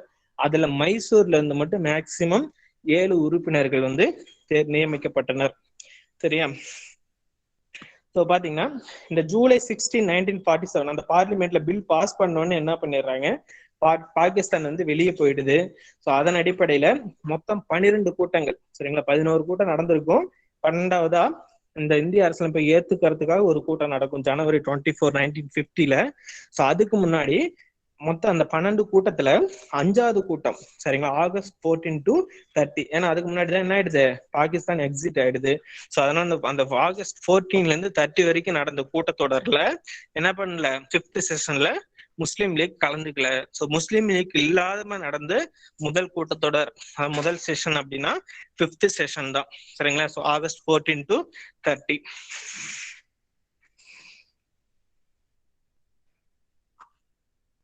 ஸோ அது இல்லாம என்ன பண்ணிட்டாங்க அப்படின்னா ஜனவரி 22, 1947, ஸோ அதுல என்ன பண்றாங்க அப்படின்னா இந்தியாவோட தேசிய கொடி, ஏன்னா வந்து ஆகஸ்ட் 15 அன்னைக்கு நம்ம என்ன பண்ணோம், தேசிய கொடியை வந்து ஏத்தணும். சரிங்களா? ஸோ அதனால வந்து இந்திய தேசிய கொடி யார் வடிவமைச்சாங்க,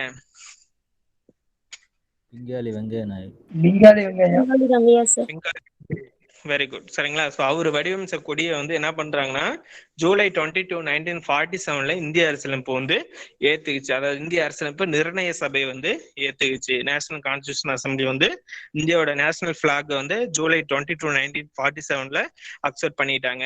ஸோ அதுக்கு அடுத்தது பாத்தீங்கன்னா அந்த நேஷனல் கான்ஸ்டியூஷன் வந்து ஃப்ரேம் பண்ணதுக்கு அப்புறம் ஸோ ஸோ அதுக்கு அடுத்தது வந்து பார்த்தீங்கன்னா சில இது வந்து நடந்துச்சு. ஸோ அதையும் நான் இங்கேயே சேர்த்து கொடுத்துருக்கேன். ஸோ ஜனவரி 24, 1950 என்ன பண்றாங்கன்னா நேஷனல் ஃபிளாக், ஸோ அதுக்கு இடையாது ஆல்ரெடி அதை ஏற்றிட்டாங்க. நேஷனல் ஆந்தம், நேஷனல் சாங், சரிங்களா, ஆந்தம் பதில் தான் கொடின்னு எழுதியிருக்கேன். ஸோ சேஞ்ச் பண்ணி நான் கொடுத்துட்றேன். ஸோ நேஷனல் ஆந்தம், நேஷனல் சாங்கா, அதுக்கு அடுத்தது நேஷனல் ஆந்தம் எதுங்க? ஜனகணமன். ஸோ நேஷனல் ஆந்தம் அது. National song Vande Mataram. ஜனவரி 24 ஏத்துக்கிட்டாங்க. அது இல்லாம இந்திய சுதந்திரம், இந்திய அரசியலமைப்பு நடைமுறைக்கு வந்ததுக்கு அப்புறம் ஒரு பிரசிடென்ட் ஒருத்தர் இருக்கணும். அந்த பிரசிடென்டா ஃபர்ஸ்ட் பிரசிடென்டா ராஜேந்திர பிரசாத்தையே ஜனவரி 24 அன்னைக்கு செலக்ட் பண்ணிட்டாங்க. ஸோ அதுக்கு அடுத்தது வந்து இந்த என்சிஏ வந்து பாத்தீங்கன்னா 1951 to 52 தான் நம்மளுக்கு ஃபர்ஸ்ட் இந்திய குடியரசு ஆனதுக்கு அப்புறம் எலெக்ஷன் நடந்துச்சு. ஸோ அது வரைக்கும் இந்த என்சிஏ வந்து பாராளுமன்றமா வந்து செயல்படும் அப்படிங்கிற முடிவும் அந்த ஜனவரி 24 தான் எடுத்தாங்க. ஸோ அதுக்கப்புறம் அந்த 11 கூட்டம் நடந்தது. எதுக்காகனா இந்திய அரசியலமைப்பை உருவாக்கி அதை வந்து டிஸ்கஸ் பண்றதுக்காக. 12வது கூட்டத்துல இந்திய அரசியலமைப்பு வந்து ஒத்துக்கிட்டு அந்த 299 பேர் இருக்காங்க இல்லையா, அதுல வந்து 15 பேர் வரல. ஸோ 284 பேரு கையெழுத்து போட்டாங்க லாஸ்டா இந்தியன் கான்ஸ்டிடியூஷனை அக்செப்ட் பண்ணிக்கிட்டு. சரியா? ஸோ இந்த அரசியலமைப்பு நிர்ணய சபை வந்து என்ன பண்ணுச்சு அப்படின்னா இந்திய அரசியலமைப்பை உருவாக்குறதுக்காக ஏற்படுத்தப்பட்டது இல்லையா. ஸோ அவங்க வந்து வேலை என்ன பண்றாங்க, இப்ப கொரோனா சுச்சுவேஷன்ல நம்ம சீஃப் மினிஸ்டர் பாத்தீங்கன்னா அமைச்சர்கள் 13 அமைச்சர்கள் வந்து ஒவ்வொரு முக்கியமான அதிக கொரோனா பரவ மாவட்டங்கள்ல வந்து என்ன பண்றாரு, மீட்பு பணிகளுக்காக அமைச்சர்களை வந்து அப்பாயின்ட் பண்ணாரு. அதுக்கப்புறம் மாவட்ட ஆட்சியர்களை வந்து இது பண்றாங்க, ஜோனல் ஆபீஸ் அது மாதிரி கிரியேட் பண்ணி ஜோனல் லெவல்ல கண்ட்ரோல் பண்ணணும் அப்படிங்கிற மாதிரி வெவ்வேறு நடவடிக்கைகள் எடுக்கிறாங்க இல்லையா. ஸோ ஒருத்தர் ஒரு வேலையை செய்ய முடியாது. சரிங்களா? ஸோ அப்படிங்கும்போது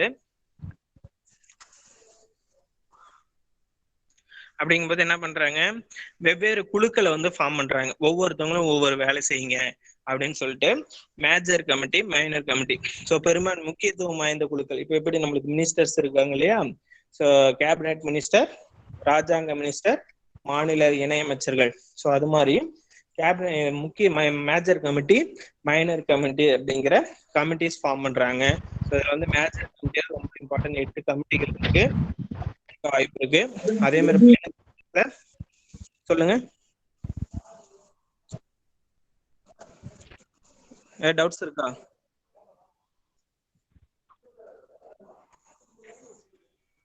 ஓகே.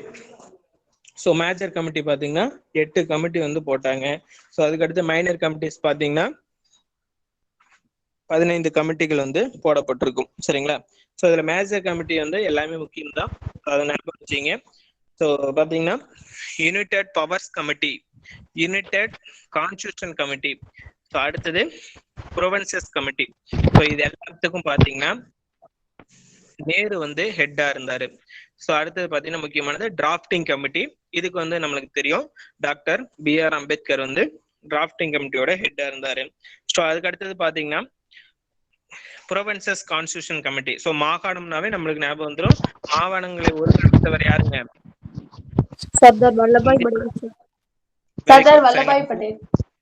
இந்தியாவின் பிஸ்மார்க் அப்படின்னு சொல்ற இரும்பு மனிதர், ஸ்டீல் மேன் சொல்ற சர்தார் வல்லபாய் பட்டேல் தான் என்ன பண்றாரு, மாகாணங்களை வந்து ஒருங்கிணைச்சாரு. ஸோ அதனால மாகாணம்ங்கிற வார்த்தை வந்து so state provinces constitution committee வந்து சர்தார் வல்லபாய் பட்டேலை அப்பாயின்ட் பண்ணாங்க.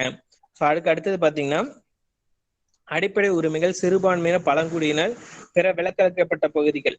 சரிங்களா? Fundamental rights, minorities, schedule tribes மற்றும் வந்து அதர் இம்பார்ட்டன்ட் ஏரியாஸ். சரிங்களா? ஸோ அது எல்லாமே வந்து சேர்த்து அதனுடைய ஆலோசனை குழு தலைவரா வந்து பட்டேலை நியமிச்சாங்க. ஸோ இந்த அடிப்படை உரிமைகள், சிறுபான்மையினர், பழங்குடியினர் உரிமைகள்லாம் பார்த்தீங்கன்னா ஒவ்வொன்றுக்கும் தனித்தனியா வேணும், சப் கமிட்டிஸ் ஃபார்ம் பண்ணலாம் அப்படின்ட்டு என்ன பண்றாங்க, அடிப்படை உரிமைகள் ஃபண்டமெண்டல் ரைட்ஸுக்குன்னு சப் கமிட்டி ஃபார்ம் பண்ணாங்க. ஸோ அதுக்கு JP கிருபால்னி ஹெட்டா இருந்தாங்க. சிறுபான்மையினர் சப் கமிட்டி, அதாவது மைனாரிட்டி சப் கமிட்டி, அதுக்கு வந்து பாத்தீங்கன்னா HG முகர்ஜி வந்து ஹெட்டா இருந்தாரு. சரிங்களா? ஸோ அதுக்கு அடுத்தது பாத்தீங்கன்னா நெறிமுறைப்படுத்தும் குழு, ஸ்டேரிங் கமிட்டின்னு இங்கிலீஷ்ல சொல்லுவோம். ஸோ அந்த ஸ்டேரிங் கமிட்டியோட ஹெட் பாத்தீங்கன்னா ராஜேந்திர பிரசாத். ஸோ அதுக்கடுத்து ரூல்ஸ் ஆஃப் ப்ரொசீஜர் செயல்முறை விதிகள் குழு அப்படிங்கிற குழுக்கு வந்து ஹெட் பாத்தீங்கன்னா ராஜேந்திர பிரசாத் தான். சரிங்களா. 8th பாத்தீங்கன்னா வரைவு குழு ஃபர்ஸ்ட்லயே கொடுத்துட்டோம். ஸோ மொத்தம் 8 வந்து மேஜர் குழு. ஸோ இதோட ஹெட் யார் அப்படிங்கறத ஞாபகம் வச்சுங்க. ஸோ மூன்று குழுக்கள், 3 வந்து நேரு, 2 வந்து ராஜேந்திர பிரசாத், ஸோ 2 வந்து பட்டேல், 1 வந்து அம்பேத்கர். சரிங்களா. சப் கமிட்டியும் ஞாபகம் வச்சுங்க. ஸோ அடிப்படை உரிமைகள் மீதான இடைக்குழு வந்து கேட்க வாய்ப்பு இருக்கு, முக்கியமானது. ஸோ அதனால ஜேபி குருபாலினி ஹெட். சரிங்களா. ஓகே. அடுத்தது பாத்தீங்க அப்படின்னா மைனர் கமிட்டிஸ்ல முக்கியமானதை மட்டும் நான் கொடுத்துருக்கேன். Houses committee. சரிங்களா. So Lok Sabha Rajya Sabha 2 houses form பண்ணாங்க இல்லையா. ஸோ அதை எப்படி இருக்கணும், அதை எப்படி தேர்தல் செய்யணும், எப்படி வந்து அவங்களை தகுதி நீக்கம் செய்யணும், யாரு ஹெட்டா இருக்கணும் அப்படிங்கறதெல்லாம் ஆய்வு செய்வதற்காக என்ன பண்ணாங்க, ஹவுசஸ் கமிட்டி அப்படிங்கிற கமிட்டியை ஃபார்ம் பண்ணாங்க. ஸோ அது யாருடைய தலைமையில்னா it is headed by Pattabhi Sitaramayya. So அதுக்கடுத்து பாத்தீங்கன்னா இந்த நேஷனல் பிளாக் கமிட்டி. ஸோ அதுக்குன்னு ஒரு தற்காலிக குழு வந்து ஏற்படுத்தினாங்க. ஸோ அதுவும் வந்து பாத்தீங்கன்னா ராஜேந்திர பிரசாத் தலைமையில தான் ஏற்படுத்தப்பட்டது. ஸோ அதுக்கு அடுத்தது பாத்தீங்கன்னா நேஷனல் கான்ஸ்டியூஷன் அசம்பிளியோட ப்ரொசீஜர் கமிட்டி. ஸோ அது எப்படி செயல்படணும் அப்படிங்கிறதுக்காக ஸோ அரசியலமைப்பு நிர்ணய சபைனா பாராளுமன்றம் ஞாபகம் வச்சுங்க. பாராளுமன்றம் எப்படி செயல்படணும்னா பாராளுமன்றம் யார் தலைமையில செயல்படும், ஸ்பீக்கர். அப்ப யார் ஸ்பீக்கரு, ஜிவி மோகன்கர். சரிங்களா. ஞாபகம்.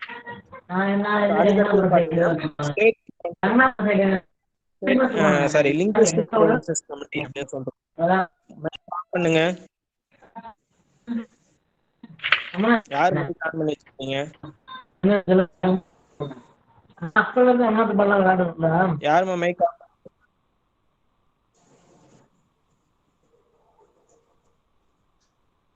ஓகே. லிங்குவிஸ்டிக் ப்ரொவின்சஸ் கமிட்டி, மொழிவாரி மாகாணங்கள் குழு. ஸோ பாத்தீங்கன்னா நம்மளுக்கு முதல்ல அமைக்கப்பட்ட மொழிவாரி மாகாண குழு பாத்தீங்கன்னா எஸ்கே தார் குழு. ஸோ அதுக்கடுத்து பாத்தீங்கன்னா என்னது, ஜேவிபி கமிட்டி. சரிங்களா. ஜவஹர்லால் நேரு, வல்லபாய் பட்டேல், பட்டாபி சீத்தாராமையா இவங்க 3 பேர் தலைமையில கொண்ட 3 பேர் குழு அது வந்து அமைச்சாங்க. ஸோ அதுக்கப்புறம் மொழிவாரி மாகாணங்கள் வந்து யாருடைய பரிந்துரை அடிப்படையில் ஏற்றுக்கிட்டாங்க, வெரி குட். சரிங்களா. 1953 வந்து அமைச்சு 55ல ரிப்போர்ட் கொடுத்திருப்பாங்க. அதுல வந்து ஒரு மொழிக்கு ஒரு மாகாணம் அப்படிங்கறத பிரிக்காம மொழியின் அடிப்படையில பிரிக்கலாம் சொல்லியிருப்பாங்க. அதன் அடிப்படையில பாத்தீங்கன்னா 14 மாநிலங்கள் 6 யூனியன் பிரதேசங்களை வந்து அப்ப பிரிச்சிருப்பாங்க. ஸோ அதன் அடிப்படையில் தான் state reorganisation act, 7th constitution amendment act 1956 7வது சட்டத்திருத்தம் மூலியமா என்ன பண்ணிருப்பாங்க, மாநிலங்களை மொழி வாரியா பிரிச்சிருப்பாங்க. ஸோ அது வந்து ரெக்கமெண்டேஷன் யார் அப்படின்னா பசல் அலி கமிஷன். சரிங்களா.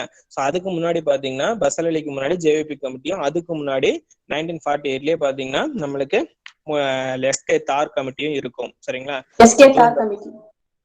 சரிங்களா.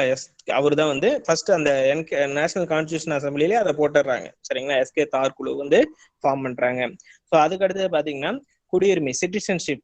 ஸோ அதுக்கான அட்காக் கமிட்டி தற்காலிக குழு அப்படிங்கிறது வரதாச்சாரி. ஸோ இவர் தான் பாத்தீங்கன்னா இந்த கமிட்டி ஃபார்ம் பண்ண ஹெட்லயே ஒரு நேஷனல் கான்ஸ்டியூஷன் அசம்பிளில நான் மெம்பரா இருந்து, அதாவது அரசியலமைப்பு நிர்ணய சபையில உறுப்பினரா இல்லாத ஒருத்தரை ஹெட்டா அப்பாயின்ட் பண்ணாங்க. அது யாரு அப்படின்னா வரதாச்சாரி. அவர் எந்த குழுவுக்கு ஹெட் அப்படின்னா சிட்டிசன்ஷிப் அட்காக் கமிட்டி. ஸோ அதோட ஹெட்டா வந்து அவர் இருந்தாரு.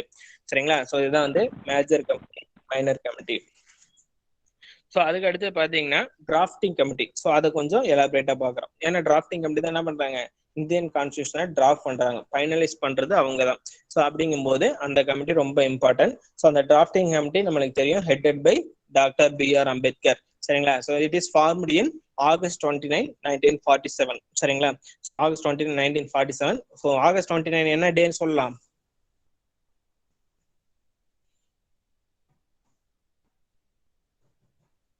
August 29 என்ன டே சார்? விளையாட்டு தினமா? புரியல சார். ஸ்போர்ட்ஸ் டேவா சார்? Very good. சரிங்களா. மருது ஹிஸ்டரிக்குள்ளே போகலாமா, டே தான் கேக்குறேன். சரிங்களா. August national sports day. சரிங்களா. ஸோ அதை தான் எக்ஸ்பெக்ட் பண்ணேன். So Swami Dhyan Chand hockey player, அவருடைய பர்த்டே தான் வந்து August 29 நேஷனல் ஸ்போர்ட்ஸ் டேவா நம்ம செலிப்ரேட் பண்ணிட்டு இருக்கோம். சரிங்களா. ஸோ அதே டே தான் வந்து டிராஃப்டிங் கமிட்டி வந்து ஃபார்ம் பண்ணிருக்காங்க. ஸோ இது மாதிரி ஒரு சில டே வந்து திரும்ப வரும்போது அதை ஞாபகம் வச்சுங்க. ஸோ இதே மாதிரி பாத்தீங்கன்னா October 12. சரிங்களா. அது ஒரு 2-3 ஈவெண்ட் வரும். சரிங்களா. October 12 என்னென்ன பண்ணிருக்காங்கன்னு சொல்ல முடியுமா? சார் மனித உரிமைகள் ஆணையம்.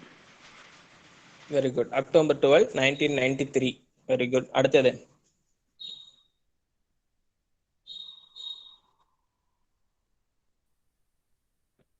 தகவல் உரிமை ஆணையம் 2005 வந்து. ஆர்டிஐ. Very good. நடைமுறைக்கு வந்தது. அடுத்தது அக்டோபர் 12, 2005 அது. அடுத்தது எக் டே சார். புரியல. வேர்ல்டு எக் டே. எக் டே. நான் வந்து இது டேக்குள்ள போகல, ஒரு ஈவெண்டா சொல்றேன். ஸோ நம்ம படிக்கிறோம் இல்லையா, ஆர்டிஐ படிப்போம், ஹியூமன் ரைட்ஸ் படிப்போம். ஸோ இன்னொன்னு இருக்கு, அர்த்தாரிஸ்ட் டே. என்னங்க? வேர்ல்டு அர்த்தாரிஸ்ட் டே. Okay okay. வேற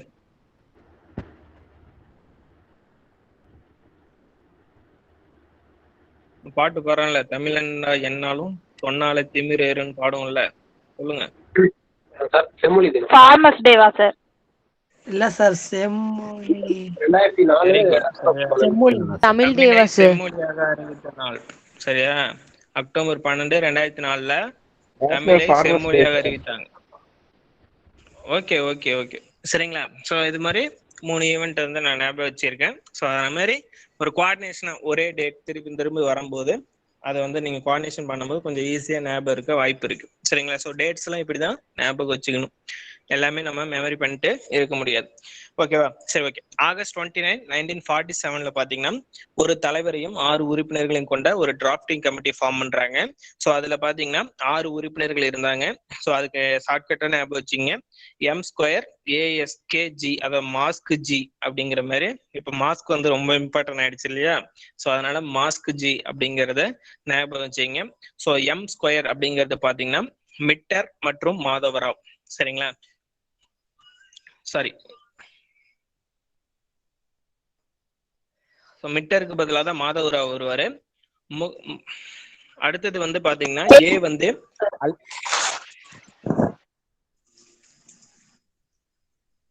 சொல்லுங்க, முன்சி. சரிங்களா? KM முன்சி. ஸோ வந்து பாத்தீங்கன்னா M வந்து முன்சி 1, மாதவராவ் 1. சரிங்களா? ஸோ மிட்டர் வந்து ரிசைன் பண்ணதுனால மாதவராவ் வருவாரு.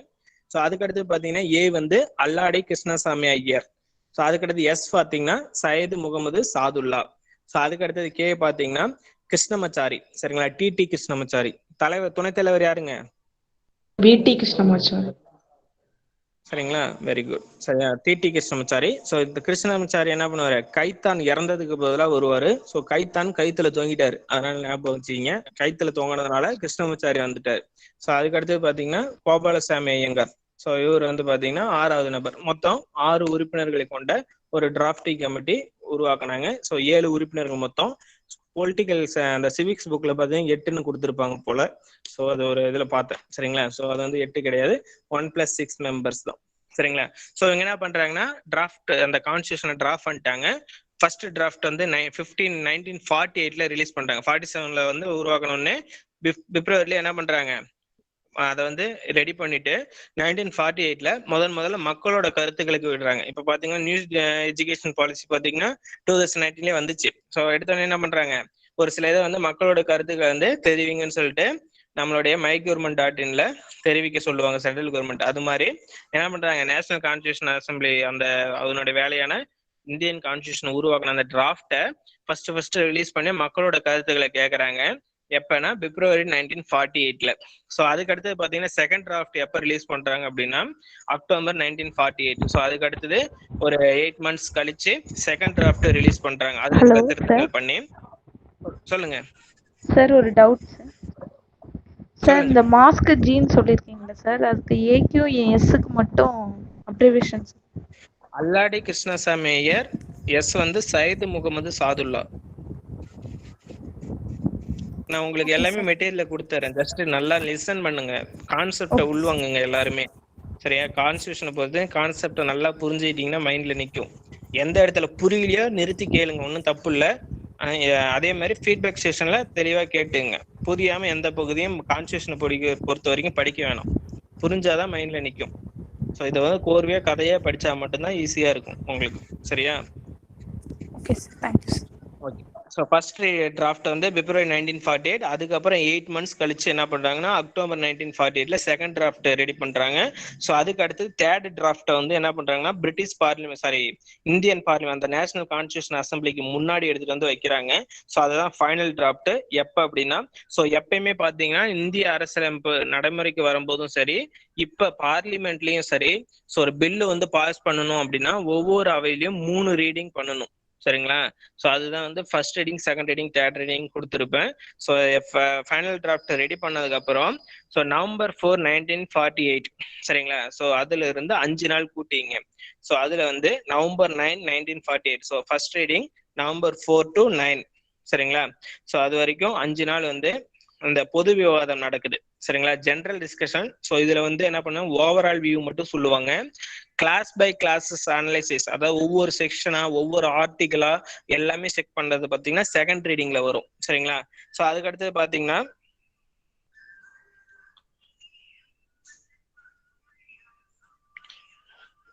ஸோ November 4 to 9 வந்து ஃபர்ஸ்ட் ரீடிங்.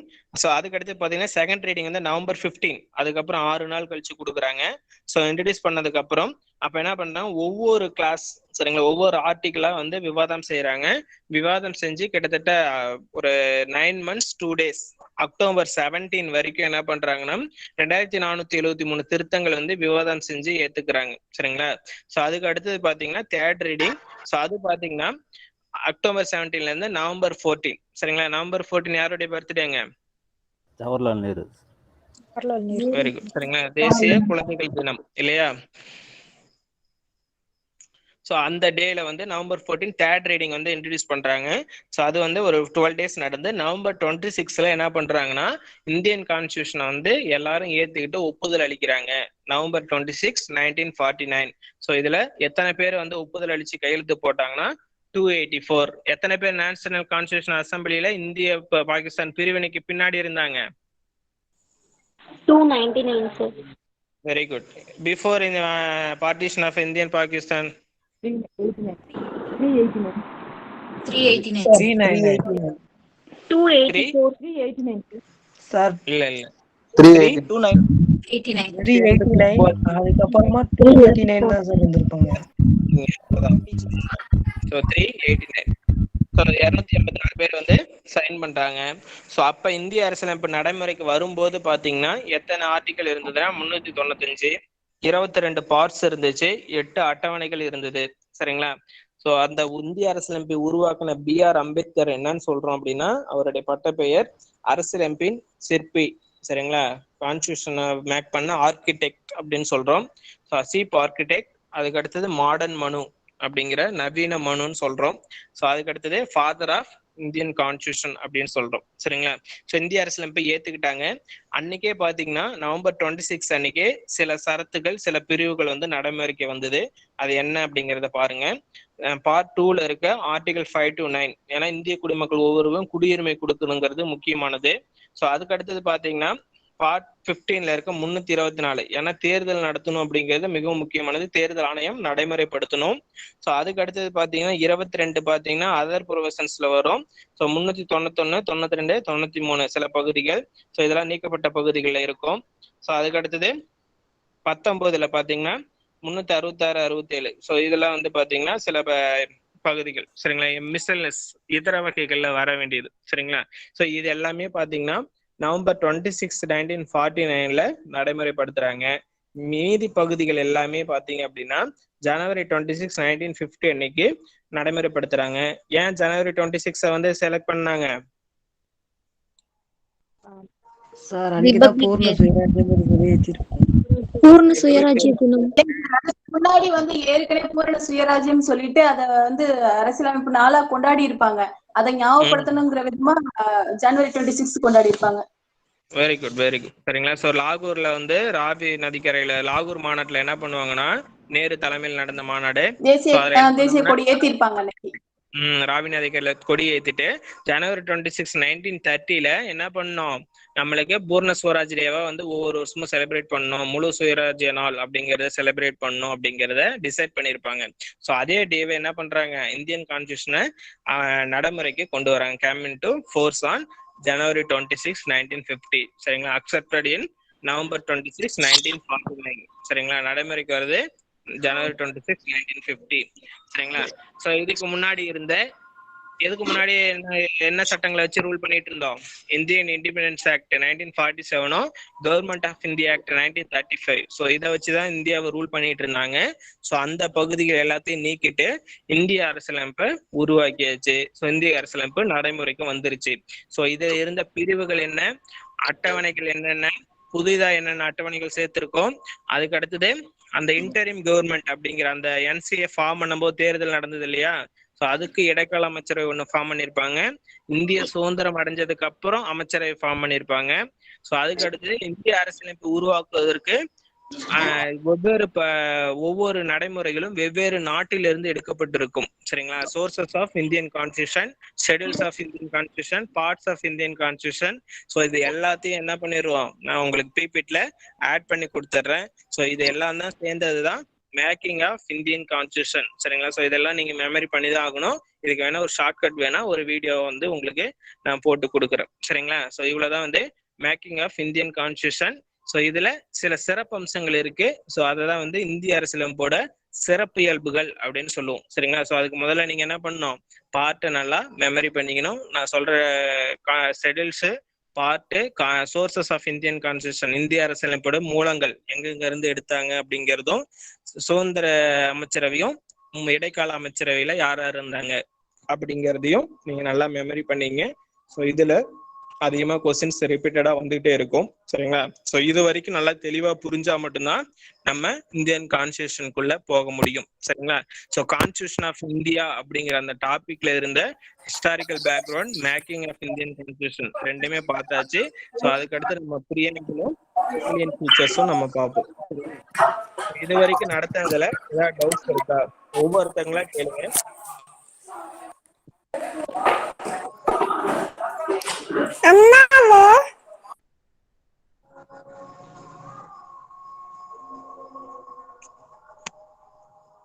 யாருக்கா டவுட்ஸ் இருந்தா ஒவ்வொருத்தங்களா கேளுங்க. இன்னும் பார்ட் இருக்கு, நீங்க வெளியே போயிடுவாங்க யாரும். மறுபடியும் கூகுள் ஃபார்ம் கொடுப்பாங்க இன்னைக்கு. அதுல நேம் எல்லாமே அப்டேட் பண்ணிருக்கோம். இங்கிலீஷ் மீடியம், தமிழ் மீடியம் ஃபைப்ரிகேஷன் பண்ண போறோம். ஸோ இன்னைக்கு அந்த ஃபார்ம் கொடுத்தீங்கன்னா இன்னைக்கு யார் கொடுக்குறீங்களோ அவங்களுக்கு தான் இன்னைக்கு மெட்டீரியல் வரும். சரியா? ஸோ அதனால அந்த மெத்தட் தான் இன்னும் ஃபாலோ பண்ண போறோம். ஃபீட்பேக் ஃபார்ம் யார் ஃபில்அப் பண்றீங்களோ அவங்களுக்கு மெட்டீரியல் வந்துடும். ஸோ யூடியூப் லைவ்ல யாராவது பார்த்துட்டு இருந்தீங்கனாலும் அவங்களும் அந்த யூடியூப் லிங்க்ல வந்து நீங்க இதை ஜென்ரேட் பண்ணிடுங்க. ஸோ வரைவுக்குழு கமிட்டியோட கொஞ்சம் வேகமா பேசுங்க, கேட்கல. வரைவுக்குழு கமிட்டியோட உறுப்பினர்கள்ல என் மாதவராவ்னு சொன்னீங்களே சார்? ஆமாங்க. யாருக்காக சார் மாதவராவ் வந்தார்? மிட்டர் அவர் பிஎல் மிட்டர் தான் வந்திருப்பாரு.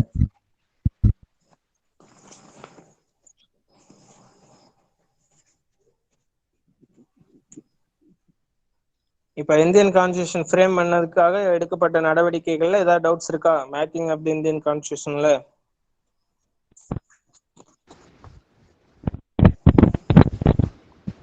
சார் ஃபங்க்ஷன்ஸ் ஆஃப் என்சிஏல ஹலோ சார், ஃபங்க்ஷன்ஸ் ஆஃப் என்சிஏல குறிக்கோள் தீர்மானம் சொன்னீங்களா சார்? நேருவோட குறிக்கோள் தீர்மானம் அது மட்டும் கொஞ்சம் அப்ஜெக்டிவ் ரெசல்யூஷன் அது மட்டும் கொஞ்சம் ரிப்பீட் பண்ணுங்க. அப்ஜெக்டிவ் ரெசல்யூஷன்ஸ்னா என்னன்னா, நம்ம வந்து இந்தியன் கான்ஸ்டியூஷனை உருவாக்குறதுக்கு முன்னாடி நாங்க என்ன பண்ண போறோம் அப்படிங்கறத ஃபர்ஸ்ட் நம்மளோட அப்ஜெக்டிவ்னு சொல்லுவோம் இல்லையா? ஸோ அதை வந்து ஃபர்ஸ்ட் ஃப்ரேம் பண்றாங்க. நாங்க இதுதான் செய்ய போறோம் அப்படிங்கறத ஃப்ரேம் பண்றாங்க. அதை ஃப்ரேம் பண்ணது பாத்தீங்கன்னா ஜவஹர்லால் நேரு. அதை வந்து டிசம்பர் 13, 1947 அப்ப என்ன பண்றாரு, அவர் வந்து நேஷனல் கான்ஸ்டியூஷன் அசம்பிளில அதை வந்து வைக்கிறாரு. சரி, அறிமுகப்படுத்த இன்ட்ரோடியூஸ் பண்றாரு. ஒரே நிமிஷம் இருங்க. ஸோ 1947ல டிசம்பர் 13, 1946 என்ன பண்றாரு, அதை வந்து இன்ட்ரடியூஸ் பண்றாரு அப்ஜெக்டிவ் ரெசல்யூஷன் பேர்ல. ஸோ அதன் அடிப்படையில் தான் நாங்கள் இந்தியன் கான்ஸ்டியூஷன் வந்து ஃப்ரேம் பண்ண போறோம் அப்படிங்கிறத சொல்றாங்க. ஸோ அதை தான் என்ன பண்றாங்கன்னா, இந்திய நேஷனல் கான்ஸ்டியூஷன் அசம்பிளி பார்த்தீங்கன்னா ஜனவரி 22, 1947 வந்து ஏத்துக்கிட்டு அதை ஒரு சிறு திருத்தம் பண்ணி முகவரியா நம்ம இன்னும் அதை கான்ஸ்டியூஷன்ல ஃபாலோ பண்ணிட்டு இருக்கோம்.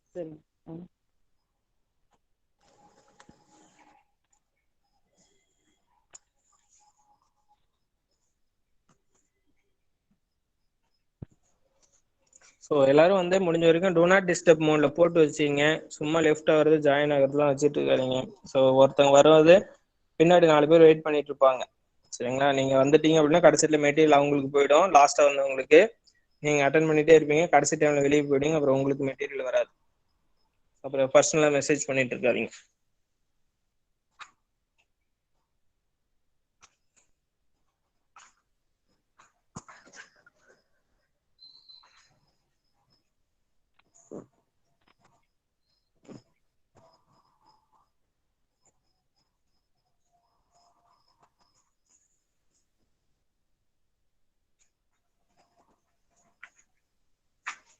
வேற யாருக்கா டவுட்ஸ் இருக்கா?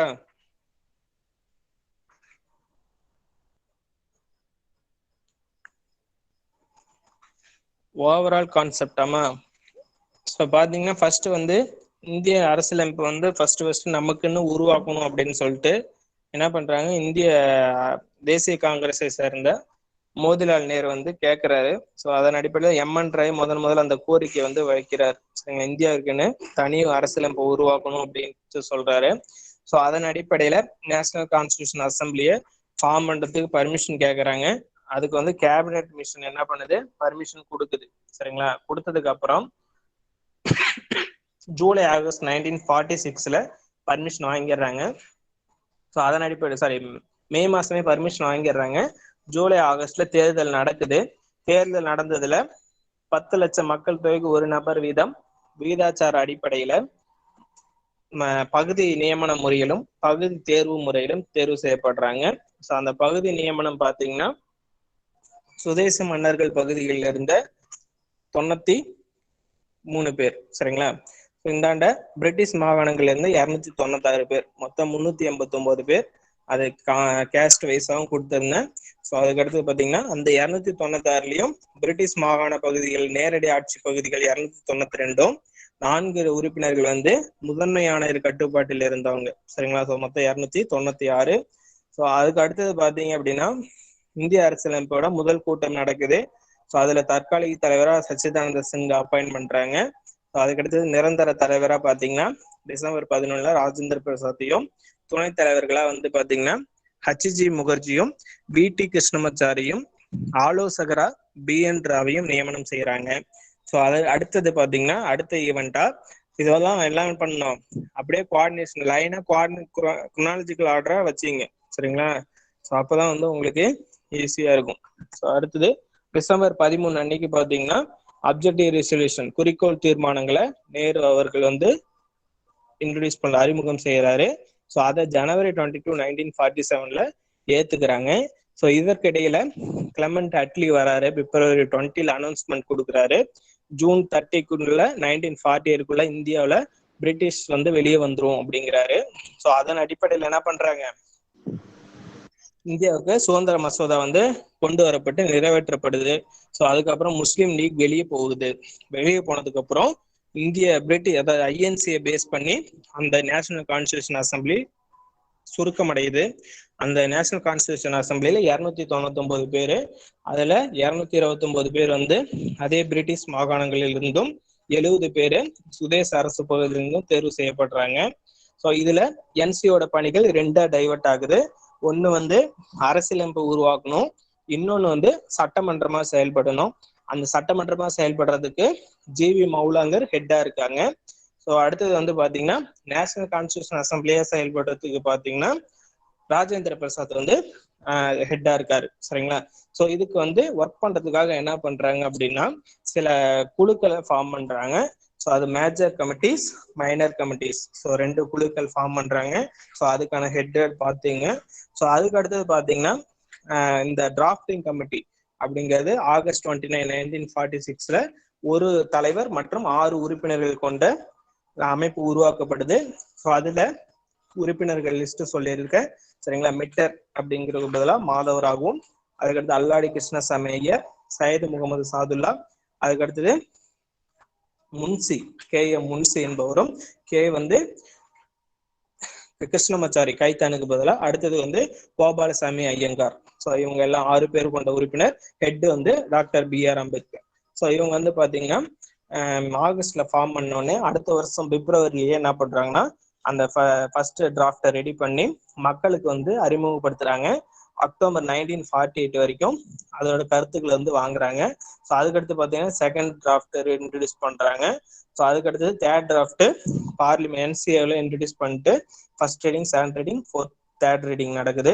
ஸோ நவம்பர் பார்த்தீங்கன்னா 4ல இருந்து 9 வரைக்கும், அதுக்கடுத்து 9/15 இருந்து அடுத்த வருஷம் அக்டோபர் 17 வரைக்கும் சப் கிளாஸ் ஒவ்வொரு கிளாஸா வந்து டிஸ்கஸ் பண்றாங்க. ஃபர்ஸ்ட் வந்து ஜெனரல் டிஸ்கஷன், ஸோ அடுத்தது வந்து ஒவ்வொரு கிளாஸா டிஸ்கஸ் பண்றாங்க. மூணாவதா பாத்தீங்கன்னா நவம்பர் 14, நவம்பர் 26, ஸோ அந்த 13 நாட்கள் விவாதம் நடைபெற்று நவம்பர் 26 அன்னைக்கு 284 பேரும் என்ன பண்றாங்க, அந்த நேஷனல் கான்ஸ்டியூஷன்ல சைன் பண்றாங்க, அக்செப்ட் பண்ணிக்கிட்டு. ஸோ அதுக்கப்புறம் சில சரத்துகள் வந்து அப்பயே நடைமுறைக்கு வருது.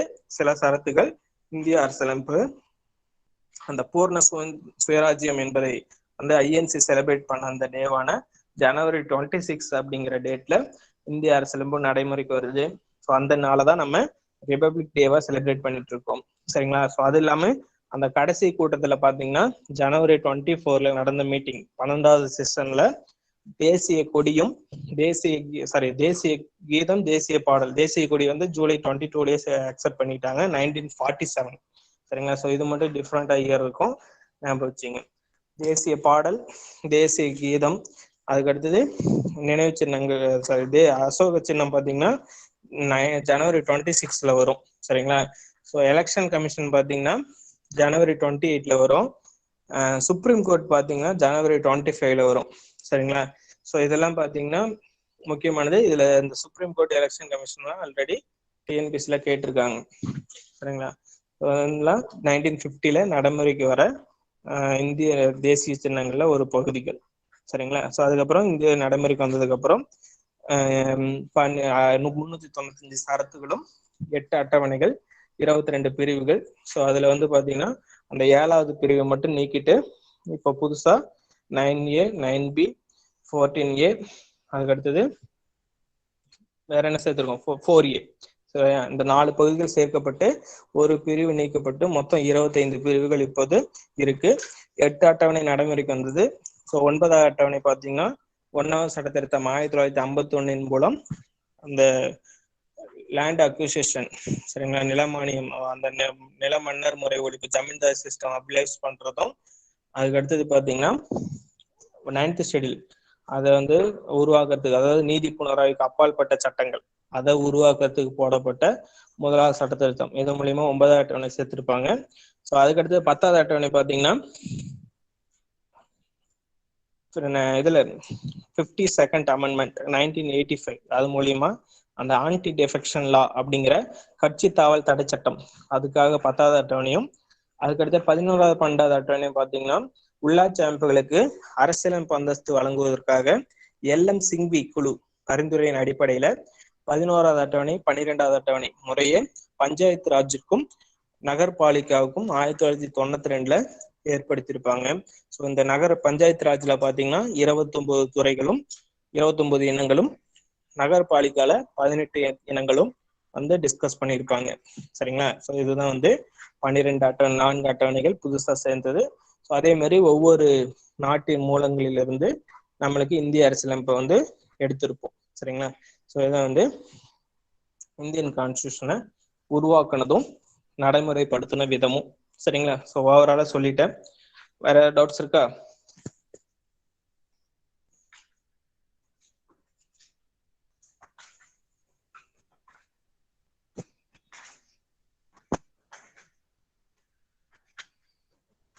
இப்போ வந்து 469 வரைக்கும் இருக்குமா? இது ஒவ்வொரு டைம் சேஞ்சஸ் ஆகிட்டே இருக்கும். ஒவ்வொரு புக்லயும் ஒவ்வொன்றும் இருக்கு. சரிங்களா? ஸோ 469ன்றது நான் ஒரு இதில் ரெஃபர் பண்ணேன்.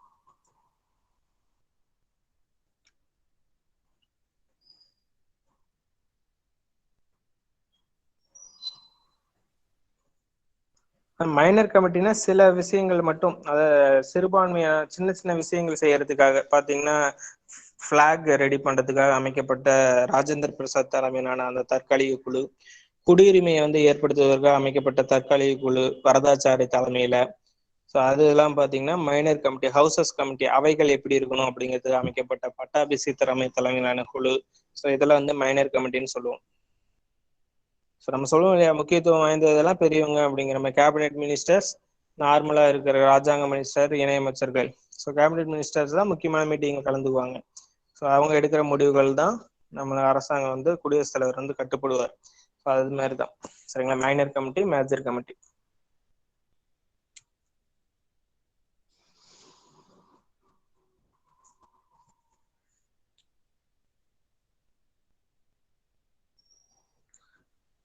டூ இயர்ஸ் 11 months 18 days சரிங்களா. ஸோ அது ஒரு சில பகுதிகள் சொல்ல மறந்துட்டேன்.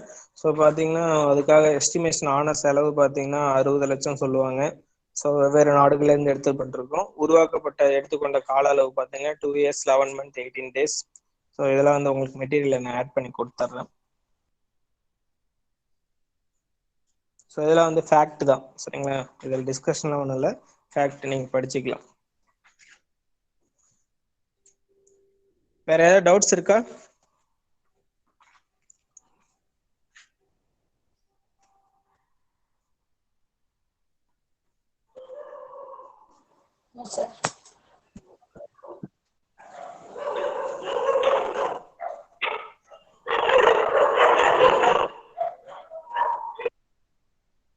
சொல்லுங்க.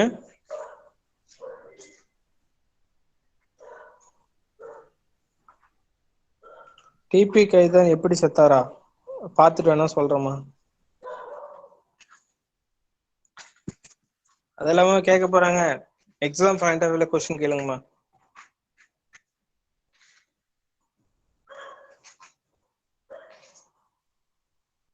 சும்மா ஞாபகம் வச்சிங்கன்னு சொன்ன கைத்தல தொங்கினாருன்னு. கான்ஸ்டியூஷன்ல ரிட்டர்ன்ல எழுதினவர் வந்து பிரேம் பெக்காரி நரேன். பிரேம் பெக்காரி நரேன் ஜெய்வடா அப்படின்னு ஒரு ஃபுல் நேம். ஸோ அவர் தான் இந்திய அரசியலமைப்பை கைப்பட எழுதியவர், இத்தாலியன் ஸ்டைல்.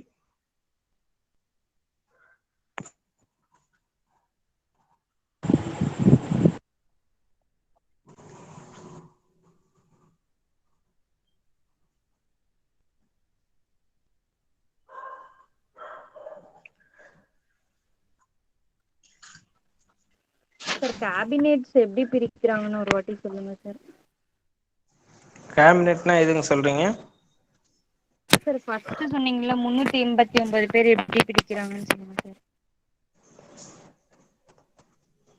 அந்த 300 உறுப்பினர்களா நேஷனல் கான்ஸ்டியூஷன் அசம்பிளிக்கு உறுப்பினர்கள், அதுதான் 10 லட்சம் பேர்த்துக்கு ஒரு உறுப்பினர் சரிங்களா. ஸோ அதன் அடிப்படையில் வந்து பாத்தீங்கன்னா மன்னர்கள் பகுதிகளை மன்னரே நியமிச்சிருவாரு. ஆனா வந்து பிரிட்டிஷ் மாகாண பகுதிகளில் மறைமுக தேர்தல் மூலியமா தேர்வு செய்யப்பட்டாங்க. ஸோ அதுதான் வந்து 289 299 + 73 பிரிச்சிருப்போம் சரிங்களா. 296 73. 10 லட்சம் பேருக்கு ஒருத்தரை தேர்வு செஞ்சாங்க, அது மட்டும் ஞாபகம் வச்சுங்க. விகிதாச்சார பிரதிநிதித்துவ முறை, அது மற்ற மாற்று வாக்குமுறை.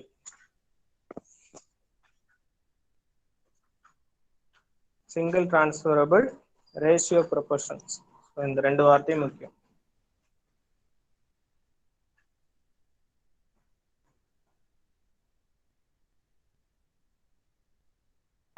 சார் கான்ஸ்டியூஷன் ரிட்டர்ன் எழுதுனவங்க நேம் இன்னொரு முறை சொல்லுங்க sir. Frame பெக்காரி Naren ஜெய்வடா.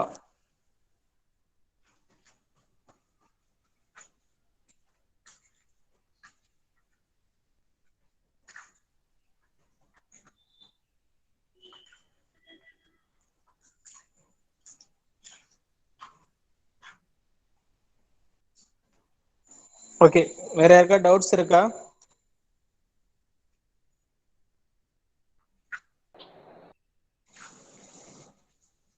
Sir Indian constitution மட்டும் ரிட்டன் கான்ஸ்டிடியூஷன். எக்கோ அடிக்குதுமா, புரியல. இந்தியன் கான்ஸ்டிடியூஷன் மட்டும் தான் ரிட்டன் கான்ஸ்டிடியூஷன். ரிட்டன் கான்ஸ்டிடியூஷன் இருக்கு. லென்த்தஸ்ட் ரிட்டன் கான்ஸ்டிடியூஷன் நம்மளது, நீண்ட எழுதப்பட்ட அரசியலமைப்பு.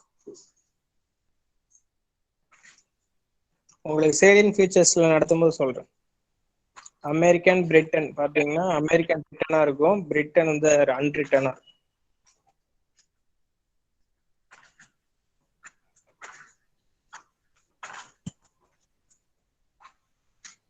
சார் அந்த எக்கனாமிக்ஸ் கிளாஸ் மெட்டீரியல் வரல சார், மெயில் பண்ணோம். கரெக்ஷன் பண்ணிட்டு இருக்காங்க மேடம், இன்னைக்கு அனுப்பிடுவாங்க.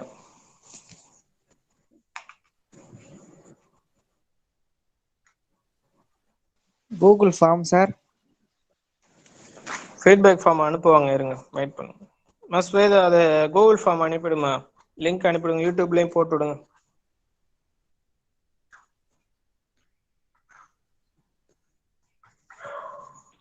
சார் சொல்லுங்க சார். சார் ரிஜிஸ்டர் நம்பர் 3 இருக்குங்க சார். புரியல. ரிஜிஸ்டர் நம்பர் 3 இருக்குங்க சார். நீங்க 3 டைம் என்ரோல் பண்ணீங்கன்னா 3 டைம் தான் வரும். ஓகேங்க சார். அதுல எதுங்க சார் எடுத்துக்கிறது? நீங்க ஃபைனலைஸ் பண்ணிட்டு போட சொல்றேங்கண்ணா. புரியலங்க சார். இன்னைக்கு ஃபைனலைஸ் பண்ணிட்டு மறுபடியும் போடுவாங்கம்மா, நாளைக்கு மார்னிங்குள்ள. எல்லாருமே ரிஜிஸ்டர் நம்பர் நோட் பண்ணீங்கன்னா இன்புட் பண்ணிட்டு போங்க, அதுதான் உங்க அட்டெண்டன்ஸ். சரியா? இது வந்து யாராவது கமெண்ட்ல போடாம இருந்தீங்கன்னா எல்லாருமே போட்டு போங்க, ரிஜிஸ்டர் நம்பர் போடுங்க, நேம் ரிஜிஸ்டர் நம்பர் போட்டு போங்க. அதே மாதிரி ஃபீட்பேக் ஃபார்ம்லயே நேம் கரெக்டா மென்ஷன் பண்ணுங்க. சார் எனக்கு ரிஜிஸ்டர் நம்பரே வரல சார். ஃபார்ம் கொடுத்துருந்தீங்கன்னா வருமா?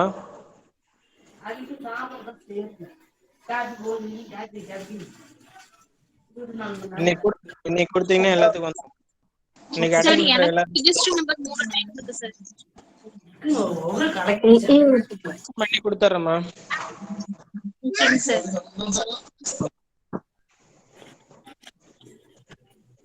ஃபார்ம் கமெண்ட் பண்ணிருக்காங்க பாருங்க, அதை கிளிக் பண்ணி எல்லாமே ஃபில் பண்ணி கொடுத்துருங்க. ஸோ ரெஜிஸ்டர் கேன்சல் பண்ணிட்டு ஃபைனல்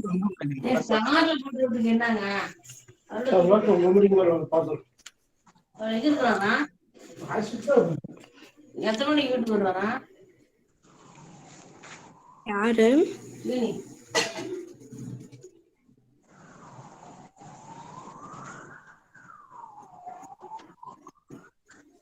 ஓகே. இன்னைக்கு நடத்துனதுல வேற யாருக்காவது டவுட்ஸ் இருக்கா?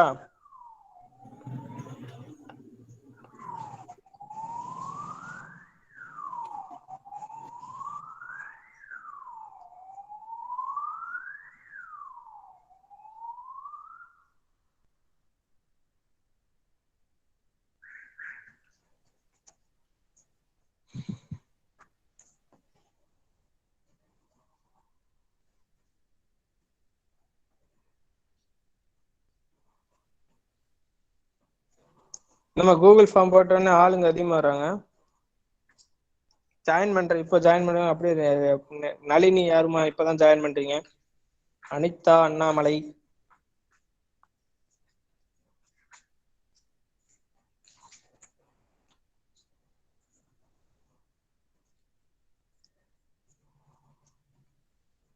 எப்படி இருக்கு பாலிட்டி எல்லாம் புரியுதா? ஃபாஸ்டா போற மாதிரி இருக்கா? யாராவது சொல்லுங்க. இன்னைக்கு எப்படி இருந்தது கிளாஸ்? லாஸ்டா ஒரு சில பேர் ஃபாஸ்டா இருக்கிற மாதிரி சொன்னீங்க. இல்லைங்க சார், கரெக்டா தான் இருக்கு. நிறைய பாயிண்ட் சொல்லதான் சரிங்க, தெளிவா தான் இருக்கு, புரியுது. Okay okay. வேற யாருக்காவது டிராபேக்கா ஃபீல் பண்றீங்களா?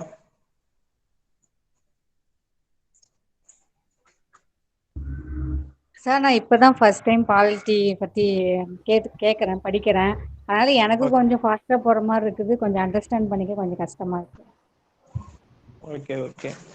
இதுக்கு முன்னாடி படிச்சவங்க ஓகே நீங்க சொல்றது, இப்பதான் எனக்கு புதுசா படிக்கிறதுனால எனக்கு கொஞ்சம் ஓகே ஓகே. உங்களுக்கு யூடியூப் ஐகான் ஆத்தூர் அந்த யூடியூப் சேனல்ல அப்லோட் பண்ணுவாங்க. நீங்க எங்க டவுட் பார்த்து கூட ஓகேங்க சார். மறுபடியும் நான் கேட்டேன்னா ஓகேங்க சார், நான் கொஞ்சம் நோட் பண்ணிக்கிறேன்.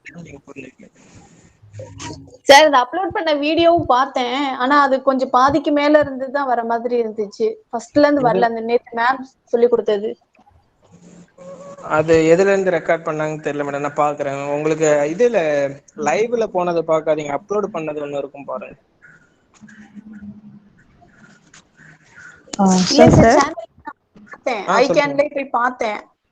போய் பார்த்தேன் கிளாஸ் நடத்துன போட்டிருந்தாங்க, பாதிக்கு மேலதான் இருந்துச்சு. சரி மேடம், அதை பார்த்துட்டு சொல்றேன் என்னன்னு. ஹலோ சொல்லுங்க மேடம். சார் வணக்கம். பாலிட்டின்றது நாங்க 12th படிச்சது இல்லை. ஸோ நாங்கெல்லாம் செகண்ட் குரூப். இப்போ எனக்கு புதுசு ஆக்சுவலா இத பத்தி பேசிக்கா தெரியும்னா எந்த புக் சார் ஜெனரலா from the A to Z ல இருந்து? சிவிக்ஸ் தான் மேடம். 6th to 12th சிவிக்ஸும் பொலிட்டிக்கல் சயின்ஸும் படிச்சீங்கன்னா புரியும். புரியும். சரிங்க சார். சார் இது வந்து சாட்டர்டேல இருந்து இங்க கிளாஸ் ஸ்டார்ட் பண்ணீங்க இல்லையா? நான் நேத்து தான் சார் ஜாயின் பண்ணியிருந்தேன். இப்போ நீங்க சாட்டர்டே கிளாஸ் பண்ண நோட்ஸ் எல்லாம் எப்படி சார் அது? எல்லாமே உங்களுக்கு வந்து ரெஜிஸ்டர் நம்பர் வந்துருச்சு. நீங்க ரெஜிஸ்டர் பண்ணீங்க, நீங்க கரெக்டா ரெஜிஸ்டர் பண்ணீங்க, உங்களுக்கு எல்லா நோட்ஸும் வந்துரும். Okay sir. இப்போ ஏதாவது டவுட்னா கிளாஸ் டைம்ல தான் கால் பண்ணணுமா இல்ல ஏதாவது பர்టిక్యులர் நம்பர் ஏதாவது இருக்கா சார் படிக்கும்போது ஏதாவது டவுட் ஷேர் பண்ணிருக்கோம் அட்மின் நம்பர்ஸ் இருக்கும். Okay sir. சோ அந்த ரெண்டு நம்பர் நோட் பண்ணி அனுப்பிடுமா வாட்ஸ்அப்ல உங்களுக்கு கிளாரிஃபிகேஷன் வேணும் அதுல கேட்டுங்க. கண்டிப்பா சார். அது எந்த டைம் சார் கேட்கலாம்? ஏன்னா நீங்க வர்க் பண்ணிருக்கீங்க. அந்த நம்பருக்கு எப்ப வேணாலும் நீங்க கேட்டுங்க. கண்டிப்பா. Okay sir. Thank you sir. Okay sir. Good evening sir. Sir சொல்லுங்க சார். நீங்க இந்த சிலதெல்லாம் மென்ஷன் பண்றீங்களா சார், இந்த சுதேச அரசியல் அப்புறம் விதாச்சார சம்திங் சொல்றீங்க, அதெல்லாம் கொஞ்சம் இங்கிலீஷ்ல மென்ஷன் பண்ணா கொஞ்சம் நல்லா இருக்கு. நான் இப்போ ஃபர்ஸ்ட் டைம் நான் லிசன் பண்றேன். ஹலோ கேக்குது சார், பட் லோவா இருக்கு. ஹலோ சொல்லுங்க சார். தமிழ்ல கொஞ்சம் இங்கிலீஷ்.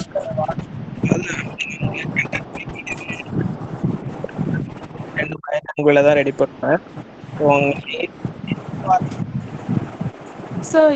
வாய்ஸ் பிரேக் ஆகுது சார். ப்ரொஃபஷனல் அதாவது விகித அந்த 1000 மெம்பர்ஸுக்கு ஒரு மெம்பர் அப்படின்னு அதுதான் வந்து விகிதாச்சார பிரதிநிதி.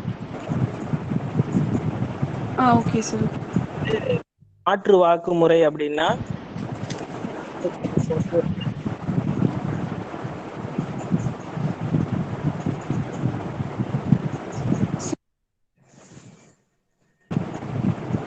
சரியா, அந்த மெத்தடுக்கு பேரு ஃபுல்லா அப்படியே பாத்தீங்கன்னா professional representation by means of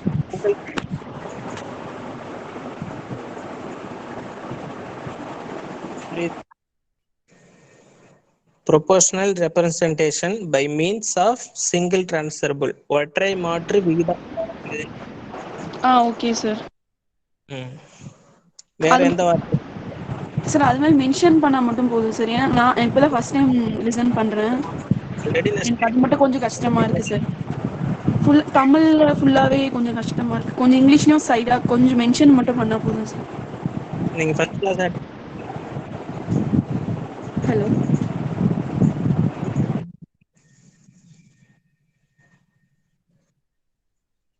இப்போ யார் டவுட் கேட்டீங்க சார்? தனலட்சுமி சார். சொல்லுங்க சார். சார் உங்க வாய்ஸ் ரொம்ப பிரேக் ஆகுது. ஹிஸ்டாரிக்கல் பேக்ரவுண்ட் அட்டெண்ட் பண்ணீங்களா மேம்? இல்ல சார், நான் நேத்துல இருந்து தான் கிளாஸ் அட்டெண்ட் பண்றேன். நேத்துல இருந்து தான் ஜாயின் பண்ணேன். பிபிடி மேக் பண்ணி உங்களுக்கு ஓகே சார். Hello sir. சொல்லுங்க மேடம். சார் என்னோட நேம் வந்து அந்த ரெஜிஸ்டர் ஃபார்ம்ல அந்த இதுல இல்லைங்க சார். மேடம் இன்னைக்கு வந்து ஃபீட்பேக் ஃபார்ம் ஃபில் பண்ணி கொடுங்க, நாளைக்கு அப்டேட் ஆயிடும். Okay sir. ஆனா நான் சாட்டர்டே சண்டேல இருந்தே நான் அட்டெண்ட் பண்ணிட்டு தான் சார் இருக்கிறேன் கிளாஸ். நான் அப்பவே ரெஜிஸ்டர் பண்ணேன். மேடம் இன்னைக்கு உங்களுக்கு நீங்க ஃபீட்பேக் ஃபார்ம் ஃபில் பண்ணி கொடுங்க, உங்களுக்கு எல்லா மெட்டீரியலும் வந்துடும். ப்ளஸ் வந்து நீங்க ரெஜிஸ்டர் நம்பரும் வந்துடும். ஒன்றும் ப்ராப்ளம் இல்லை. Okay sir. Thank you sir. Thank you.